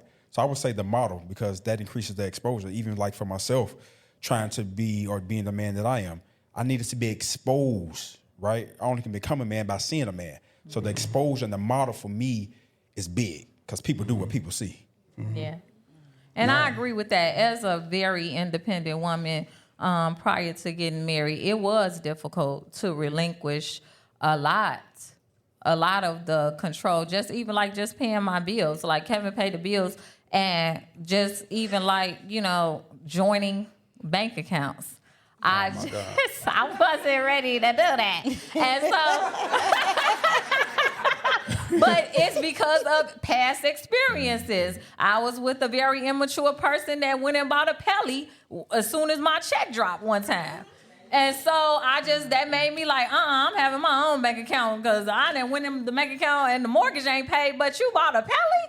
You know what I'm saying? So it's because of our past experiences, they shape us, and I wasn't willing to be that vulnerable with my finances. And so in being an independent woman, I just feel that it takes time and prayer, because it was very difficult for me to release a lot of the control to allow this man to be a man in my space, in my place, in my life, in my finances, in everything. And I still struggle with it at times. I can't even lie, like I would be lying to you. We are not a finished work sitting up here. Right. No, we are not. When I was just talking to somebody when I was greeting you all, and I said, this is just as much for us as it is for you all. Yeah. And that is why we create these spaces in this room, because we want to learn and grow too. Yep. We can give you all of the information that we have and the experiences and the things that we think, like she said, you just chew the meat, spit out the bones. What works for you, what you agree with or don't. We're just here as vessels. We are being open, we are being transparent and telling you what we think might work, because something that might have worked for us. Right. And for me, and specifically in your situation, by me being a single person or independent woman, I feel that I just had to pray on it. Prayer was one of the main ways that released me, because I needed to change my mindset. And so, not a plug, just seriously, in the book back there, Journey to Becoming a Spoiled Wife, it says my steps on what the things that I did to become a spoiled wife. Because I went to counseling. And Kevin is actually the person that made me write the book. He was like, every time you talk to somebody, they say, how did you just happen? How did you turn it around? And you repeat those same things, because I'm telling them the truth. When the truth is the truth, okay, I went to counseling. And then I went and upgraded my life because I didn't want to have to depend on a man. So I got a master's degree. And then from there, I changed my mindset because I too grew up in a family where they said, like, we're not going to give a man a round of applause for the things he should be doing. Well, now I will give my husband affirmation and praise and thanks because I know that men that should be doing it still don't always do it. That's right. And so I don't mind saying thank you. I don't mind giving him that praise or saying that because too often we are conditioned and then I start looking at it and how many happy marriages are in my family? I mean, I have people that are married for a long time. Right. That may be sleeping in a separate room, or the one is working so much. Like, how many marriages that I see that I would actually want to emulate? You know what I'm saying? Because to me, I don't really care how long somebody been married. I care about the content of the marriage. You know what I'm saying? The substance of that marriage. Like, you could be married for 50 years, but how is that marriage? Do y'all look happy? Like, do y'all like each other? Yeah. Like, you know what I'm saying? Like, or is she on every girl trip she could find? You know what I'm saying? And so it becomes foreign when I want to be around my husband. My husband wants to be around me. It's not that we can't. It's just that I prefer. I was just recently invited to something, and I just don't want to. I want to be with my husband. I don't. Let's do a family trip or something, couples. But you know what I'm saying? So with that being said, I hope that helps, Kelly. But I think it's just going to still be with time that you figure, navigate your way. Okay, whoever is next. Okay, go ahead. I just have a quick question. With being married for 16 years and 10 years, what drives your love? I wouldn't say that the only driver is the commitment, because that's the only thing that helps me in times where I'm like, I'm out. I don't want to make myself a liar. I got too much other stuff in my life that I'm not committed to. But this marriage, I said this before God and 42 others, I don't want to make myself out to be a liar. And what motto do I send to my daughter and my sons that you stood up in front of everybody and said this is what you wanted to do, and now you're going to renege on it because you feel some type of way? So I can see why there are 50-year marriages that's not happy. Yeah. I honor you that you honor your commitment. Though I don't look up to the unhappy marriage, I just see that in this covenant that I don't want to make myself a liar, and the covenant is real. We have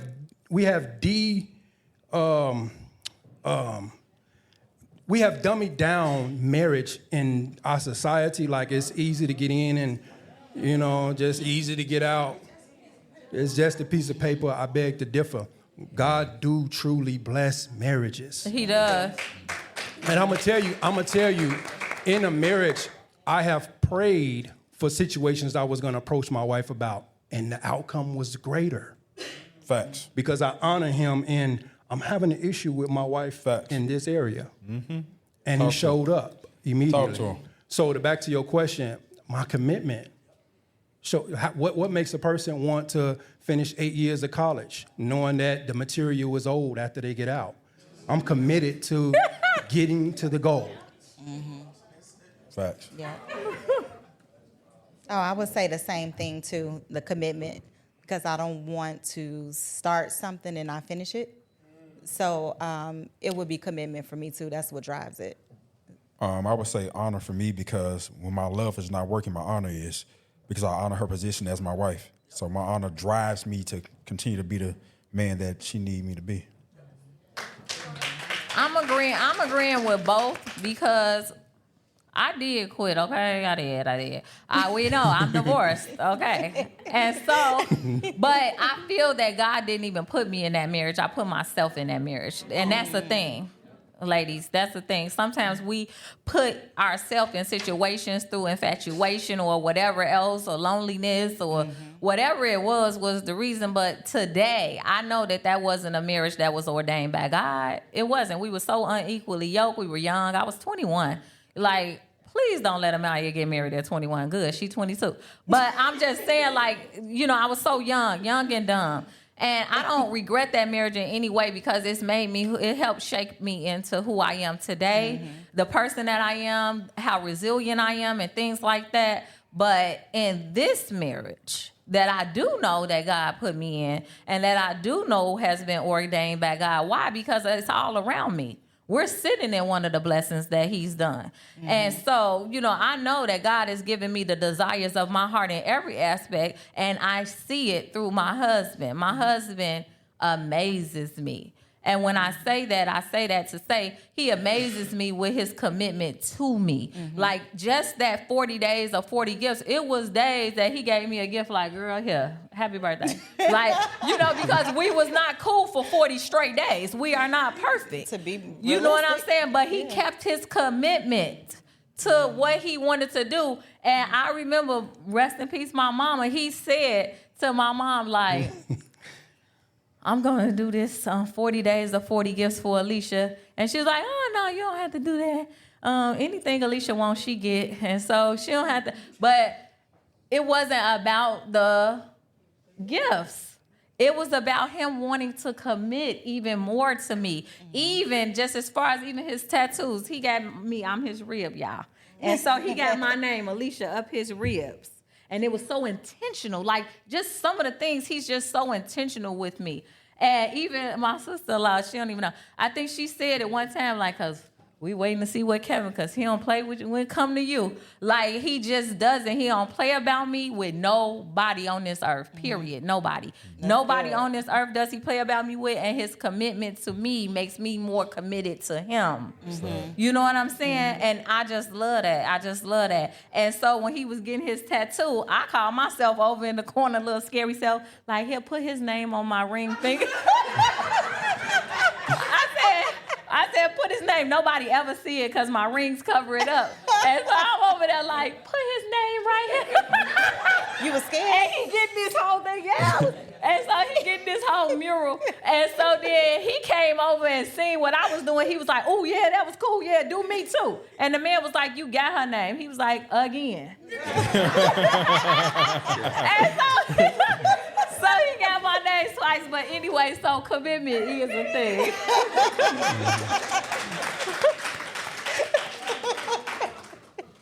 Okay, I just wanted to kind of make a comment. So, commitment is perfect, but give and take is also important. And I'm speaking from a person. Me and my husband made 30 years married. Ooh. And so I'm very involved with my sorority. And so I already know if I don't do, because he allows me to do whatever. But when it comes to him, he's the president of a motorcycle club, and when he does things, and he doesn't ask a lot. If I don't do it, then my sorority gonna be in my face. So, example, last night, I was very tired. He bought tickets to a comedy show. When he got home, I was in bed. He got off work, and he was like, "You're not gonna go." I was like, "What time are we leaving?" He said 7:20. I said, "I will be ready by 7:20. I got up at 7 o'clock. Oh, man. And I was ready by 7:20. Yes. And I went out on that day night because that's important to him. Yeah. I'm in a sorority. He's the president of a motorcycle club. Yeah. When they have a bike night, Yes. Yeah. or they have something, I put on my motorcycle vest. She does. That's a first lady. And I go out. Because it's give and take. It is. Because if I ask him to come to anything for my sorority, he's going to be there. And so it's important that when he asks me to be present, that I'm there as well. Yeah. And in the past, those 30 years have not been perfect. Because I can tell you, 17, 18, and 19, he was like, I told him that earlier, he was like, shut up. But those are the years I probably should have divorced them. But we survived, we made it, and we are here today. And so, because because of that, so many people fail. And they don't, they take that because nothing is perfect.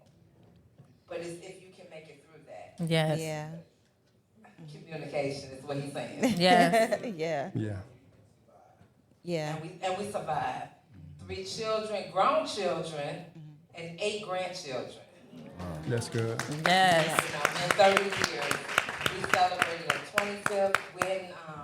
We did a 25 vow renewal, and when we went, the lady was like, "Is this for y'all parents?" Because we're over 50, almost 55, both of us. But she didn't, because so many marriages fail. Mm-hmm. But I also wanted to say something else for the lady here. I'm a therapist, over 20 years, clinical therapist. And so when you were talking about what you were talking about, I was thinking if you were raised in like a single parent home. Because I was thinking as you was talking and Alicia was answering, which I thought they had some great answers. But as I was thinking, I was raised in a single parent home. And because I was raised in a single parent home, it was hard for me to have a man do anything for me. And even as an adult, I didn't realize, and this is so crazy, until we were in church. Because I was raised in a single parent home, my mother did everything. And so I saw her do everything. I was close to my dad, and my dad cooked and things like that. I never knew that men is supposed to be over the grill. And that sounds crazy, but my pastor at church, I was like, oh, okay, I'm gonna help with the meat season, cook. He was like, no, you're gonna go over there with the women.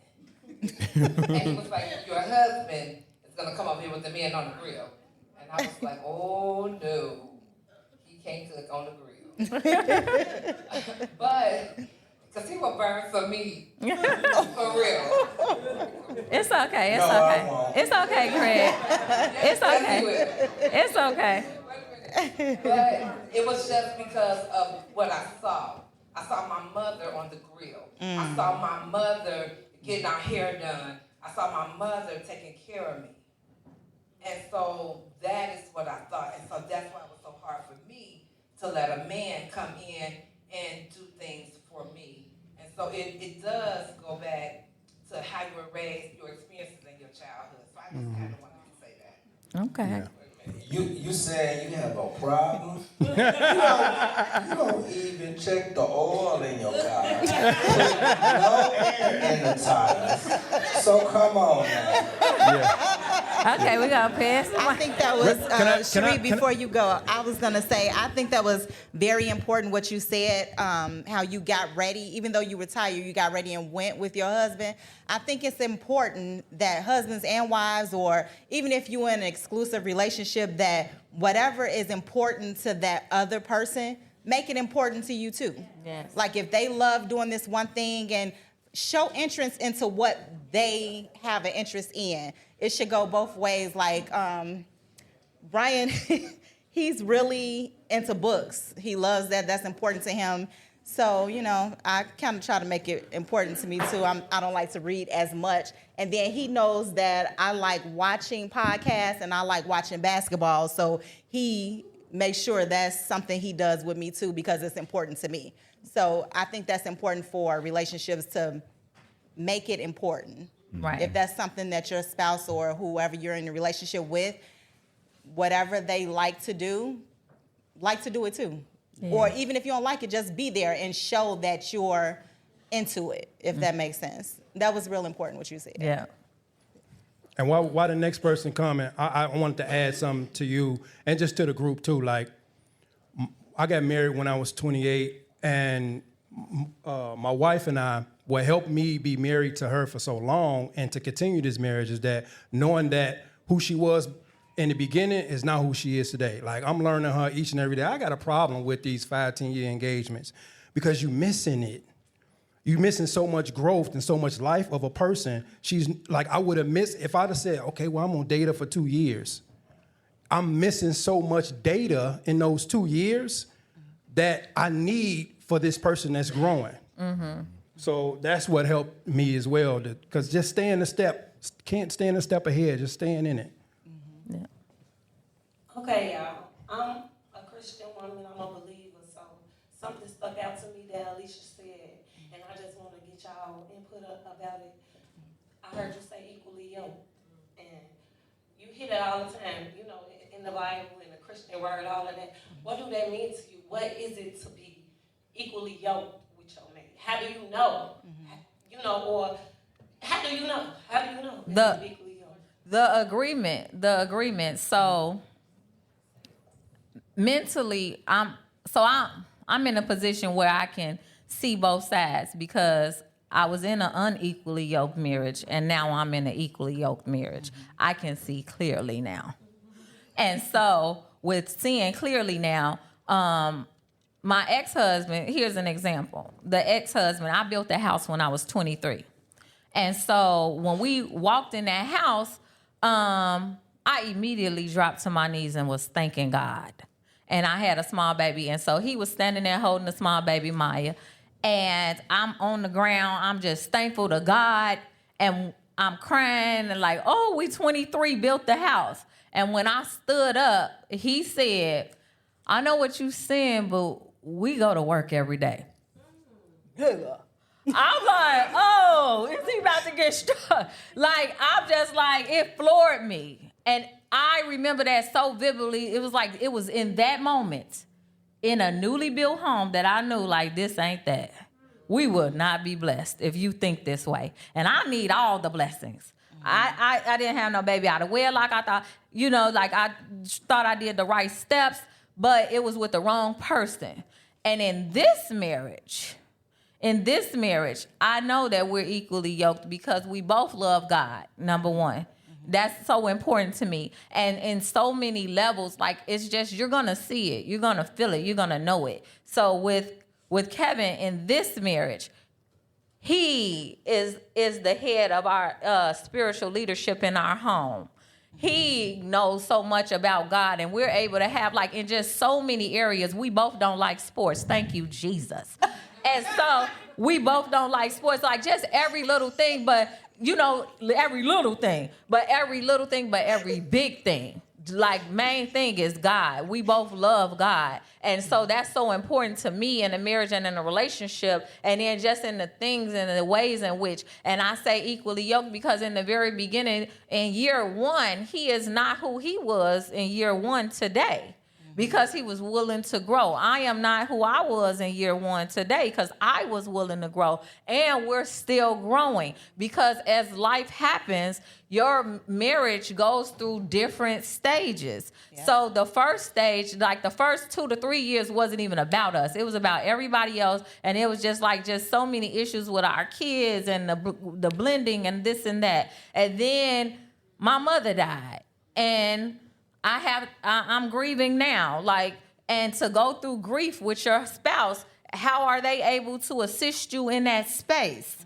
And to be able to pick up the slack and the things that needed to happen to help me while I'm grieving, you know, and through a tragedy. Like, some people will leave you at your lowest, and then I don't need you at my highest. So when you're around me when I'm high, that's cool, but today I see so many things in which he's given me. I was so angry at God. And so with me being angry at God, he the one living with me.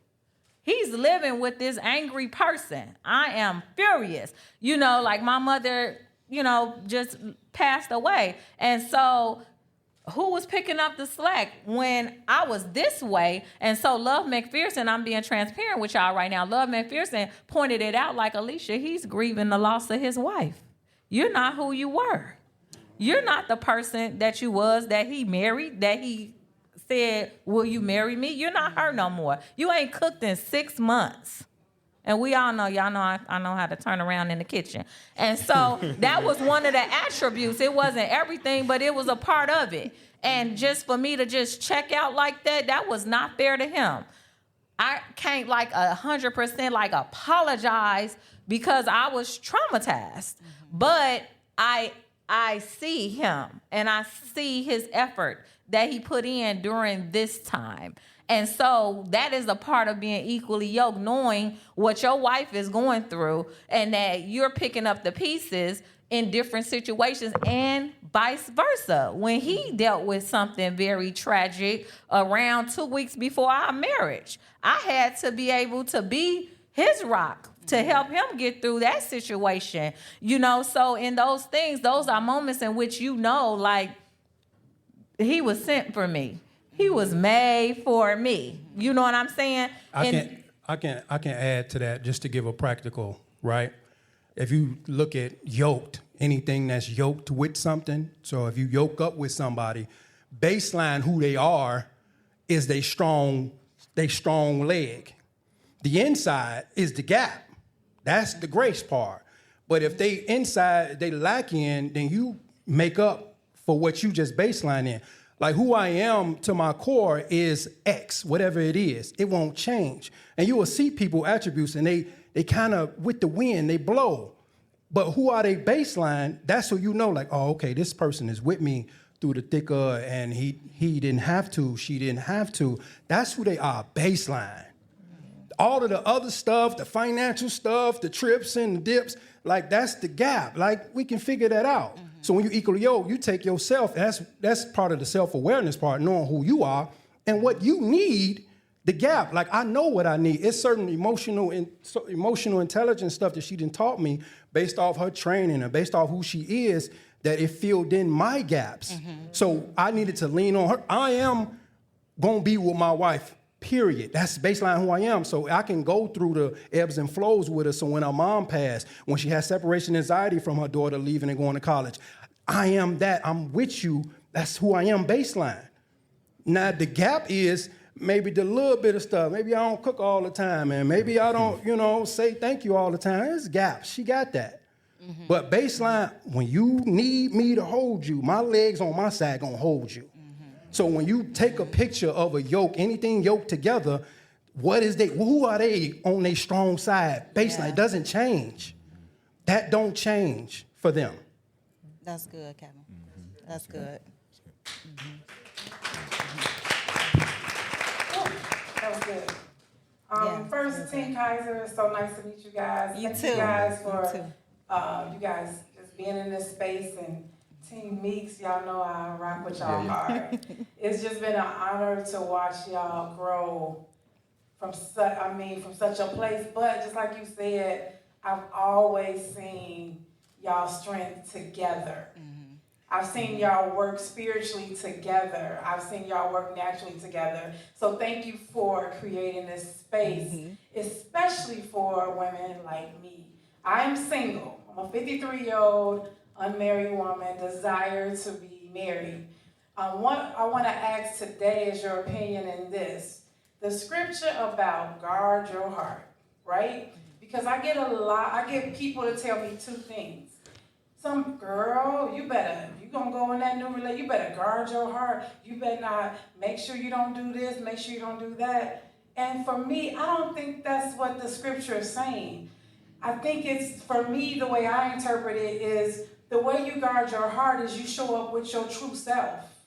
You show up, not the imposter, with your truth, who you are on day one, day two, because that weeds out, right? Like what you don't want. So I'm always like, well, if I go in with my truth and in 5 days I know that's not it, I'm blessed in that situation. But if I come in and guard my heart, well, I ain't gonna say this, or I ain't gonna say that, I believe then I will reach that point if I know it's not it, all the way down the line, and ain't nobody got time for that right now, right? So what is, both of you couples, your perspective to me? Like, this is specifically for me. I know you guys just met me tonight, but thank you for writing in my book today. You're welcome. I appreciate that. For sure. Just as a single 53-year-old woman out here in these streets, because it's hard today. You gotta watch your drink. You can't go to the bathroom by yourself. Don't meet a stranger. You gotta send your mama steal a picture of the license plate. It's real hard out here, and I'm scared of it. But in getting to know somebody, what's your perspective in that scripture to a single woman on what you think guard your heart means? My interpretation of the heart piece when it comes to God, he was never talking about here. He was never talking about your cardiology at all. He was talking about right here. The mind. Your mind. That's why he said, be renewed in your mind. Yeah. And I think and I believe that he wants you to be logical first, feelings never. Like just I agree. And here. I think that's agree with that. And that's even though we all laughed about me running the background check on Kevin, like we gotta keep it a buck. Yeah. You got a whole child to protect over here. You know what I'm saying? Like it's stuff happening, girl. Wake up. So those are the moments in which what he's saying in regards to still remaining logical in your pursuit of happiness and your pursuit of love. We still have to remain logical too. You know what I'm saying? And then to hold ourselves be true to your goals and your morals and your values. Like we're not just gonna let it be gone to the wind because we happy to have a man. It's some things that we're still going to stand on. You know what I'm saying? And it's some things that we're not gonna just let go and because this man is doing it this way. You know what I'm saying? And that's just a part of it. Yeah, I agree with that. I think it also means to be aware. Like you say, you got to send pictures of the license plates. You can't go by yourself. You have to be careful. You have to be aware. So yes. I agree with that. Yeah, I agree. Anybody? I think that having an awareness of God as it relates to his word, he will reveal to you what his scripture means. So I don't want to speak on nothing that I'm not God. I don't know what he's saying to you personally, right? But having that relationship with God, he can tell you, this is what I mean. And I believe that God will show you, right? There has to be a seed soil match. So when you dating these guys and there's not his seed doesn't match your soil, that's going to be an indication to you. Was that a tweetable moment? Snap that up. Yes, tweet that. His seed. What did he say? He said, say it again. That his seed has to match your soil. His seed has to match your soil. There has to be a seed soil match because if I'm putting a seed in defective ground, the seed won't grow. Hello. So there has to be a match. Yeah. Clap it up. Yeah. Do we have any others? Okay, go ahead. We got Winter. Okay, I have an unsolicited comment I wanted to make about your question. Guarding your heart. I've learned that your heart is your mind, your will, your intellect, and your emotions. I'm with you. I think your relationship and your intimacy and your time with God will help him to interpret what the scripture is for you and your season. Yes. But I think there's some principles, universal principles that we can take from the Bible. And I've learned that over time, the heart, I think it's interchangeable for your soul. And I've learned that your mind is the leader of your soul. It's the head. And so I think that when the word says to guard your heart, it's telling you to guard your heart and guard your mind, because your mind will cause you to attract your emotions. And I think that I'm learning, so I'm telling you what I'm learning. I'm not telling you what I actually have mastered or that I practice consistently. But I do a lot of reading because the battlefield is for our mind and our emotions. Yeah. And so I think that we all, through relationships, want to experience joy and happiness. But as a single woman, I've learned that I have to know how to master happiness and joy for myself. Yeah. So that I can have it in abundance and have enough to share with the man. And so that's what I'm learning, is that I have to learn how to guard my mind so that I know what's out of it, what to allow out, what to allow in, and what to keep out. Yeah. And so the other part for me is peace is an umpire. The umpire tells you safe, it's in, it's out, right? So peace will help me guard it. Do I have peace if I let this thing in my mind? And the brother said earlier that your words are seeds. So if I'm engaging you and you're planting seeds that I don't have peace about the words or the energy, and we say energy, I think energy is emotion, then if I listen, you mentioned earlier to the question about the single woman, and I was raised by a single parent and independent and all that, and you said something, oh gosh. I forgot what you said. But Your experience.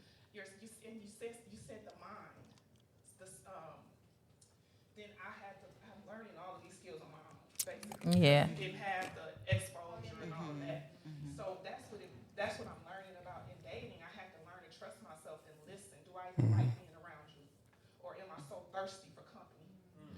So I'm sorry for being long-winded. No. But that was something I just wanted to share when you talk about guarding your heart. And maybe that could be like a segue into my question. Go ahead. Go ahead. Because I think that we hear a lot about relationships being challenging and it's so hard and you got to do all of these things. And so in transparency, I've started to think lately, I'm a single woman. It's like, I don't know if I want this. Because y'all folks working real hard. Right? And I'm working hard to be healthy for all of my relationships. Right. Yeah. To be a good daughter, Right. a good sister, a good friend. And then you know what? I forgot that I gotta be good to me and love me. Yeah. So one thing I would love for it to hear is, so what I'm saying is, this seems like a whole lot of work, and I'm single.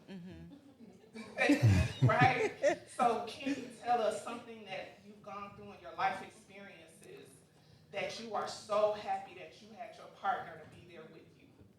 I think sometimes like we're not good PR Yeah. relations for marriage. Yeah. And I would like for you to share us like something you started to talk about. I think. Yeah. I mean, as I said, and y'all, Can I we say are. my second question real quick? Oh yeah, go ahead. I'm sorry. Oh, I thought you Yeah, said go. that was the question. Okay, go ahead with the second question. I'm sorry. The first question is, what have we been through in life that we are happy to have our spouse Yes, there with that's us true. through? Okay. Yes. Okay, and your second one?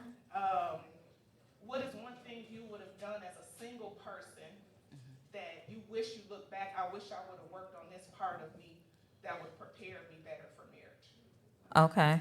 So we're about question. to speak on that, but I do want to tell y'all we are gonna respect y'all time, and we are about to wrap this up in 1 second. But we do have the giveaways, so I don't want y'all to leave because we got to give this stuff away. But I just want to real quick say that part, okay? Because we do want to respect y'all time. And so for me, I feel, as we already know, the majorest thing I've ever been through in my life was the death of my mother.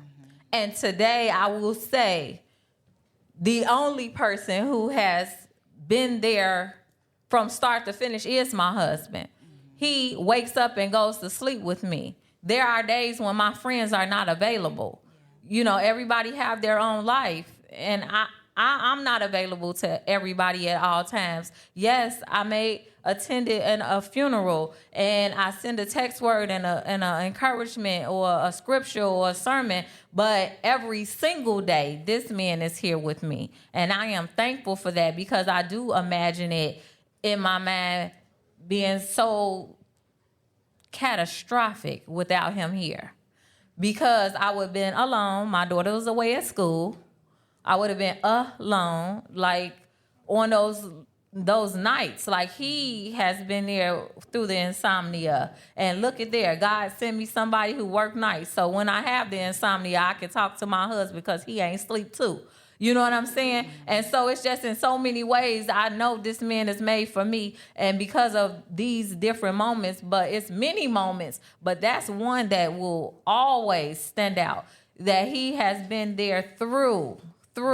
Yea, though I walk through. I've walked through this shadow of death. And he has been by my side. And I know many times I was so undeserving of the kindness that he's shown me. And I'm gonna come back to it. I'm so sorry because of my brain. What was the second part of the question? One thing that I did in my singleness was to actually be single. So I was single and celibate for 5 years before Kevin came around. Because I just knew, like, the things and the people that I was choosing, it wasn't working out. I went on like 22 hell dates. It was just, this dating game is crazy. And so I just decided, I said, God, I'm going to just be single and celibate. And I'm going to trust you. And it may not look like. And so for everybody who don't know, I'm old. I'm an old lady. I am older than my husband by 7 years. I'm just saying. I'm an old lady. I'm older than my husband by 7 years. So at no time did I think I would ever marry someone so younger than me. But my husband was, and so a stylist was doing my hair one day, and she was like, I would never date somebody young and this and that. And I said, and this is why you still single. Because this is why you still single. You have to open your mind. Did I know he was 7 years younger than me when I married him? No, I didn't. And when I found out, I was shocked, and I rode the whole way home about to break up with him. Because I was just like, oh my God. And I didn't know had it not been for his mother. And so his mother, we had met up, and she just kept saying, my son, you look so young. You're so young than my son. You're just so young. You look so young. I said, well, how old is he? Because when you're dating and we're grown like this, how many times you say, hi, how you doing? How old are you? You don't. So I had already started dating him, and I didn't know how old he was because he had always been in my life since we were children. All I remembered is that I grew up with him. I didn't know how old he was. And his conversation, anybody that knows my husband right now, y'all in shock that he's so younger than me. Because he has so much maturity and wisdom, but it could be because he had children at a young age. He was 13 when he had his first child. And so that grew him up. You know, having children grow us up. And so his maturity level was through the roof. I could have so many educated conversations with him that I had no clue he was so much younger than me. And so I would say, you know, my mindset and everything, it just had to change. What's your name? For your first question, grief is one thing that I'm glad my husband was with me, and not grief from a loved one dying, but grief from relationships. Those hard moments when you're grieving relationships that you thought would always be, and they end up not being, and just being able to be vulnerable and have those conversations about how it affects you and things like that. I'm glad that I had my husband to listen to that without judgment. So that's one thing. And then obviously grief of loved ones, him being there and just being patient with my different emotions. So that, and then your second question, what was the second question again? I'm sorry. About in your singleness. What I wish I had done when I was younger is have more stickability.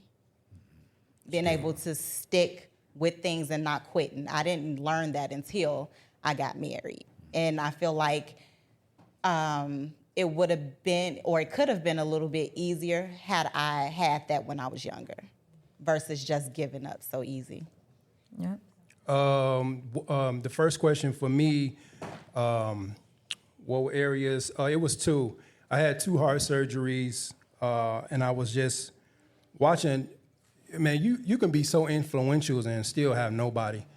And just my wife being there, being able to handle the business for me, being able to talk to the doctors, the cardiologists, and just being there with me, man, was golden.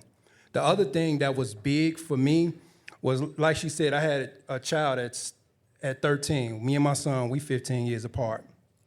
So, and I have another son, but being there through the court processes, being there through just helping me raise my sons and knowing what I needed to do to get custody, visitation, all of that stuff, she had the tools. Because otherwise, a lot of us men will just say, all right, man, I'll deal with it when I'm 18. What the baby mama say, it'll do. And she like, no, you got rights and you got this, and we're going to go through this whole process together. Because I didn't know what to do. And these my whole sons. Yeah. And a lot of times as men, we like, man, well, it is what it is. And I didn't know, man, and I was breaking down because that was my heart. And when things are being done unjustly, you think you're going to go to court. How do you fill out these forms? What do you say to the judge when you've been in court for so much bad stuff? Now I got to go up there for something, and you know what I'm saying? So those things were huge for me. And what I would have done in my singleness, to your next question, was get counseling and therapy first. Because men, we choose wrong. We choose off what we see and not what based off the heart. I'm glad that I chose what I needed for me. My strong side, her strong side, I'm glad I chose that. You spoke about work. It took a lot of work for us to get here. But the interesting thing about work is that in all work, there's profit. So work is two-sided.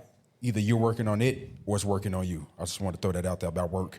But one thing for me, so my grandmother died a year before we got married. And there were times I would go in our closet and I'll be just sitting there crying. And my wife would come in there. She wouldn't ask me what's wrong, what you doing in here, turn the lights on. She wouldn't say anything. She would sit down on the floor with me, grab my hand, and she would go, Jesus at the center of it all. And in that moment, where the Spirit of the Lord is, there's liberty. She began to help pull me out of that dark place that I was in. So now it's like, you still gonna make them tacos? You know what I'm saying? So that's one. Two, what I wish I would have worked on in my younger years was my emotional maturity. Because I did what I seen the dudes in my family and the dudes in the streets did. So I thought that was the way. So I really would have worked on my emotional maturity.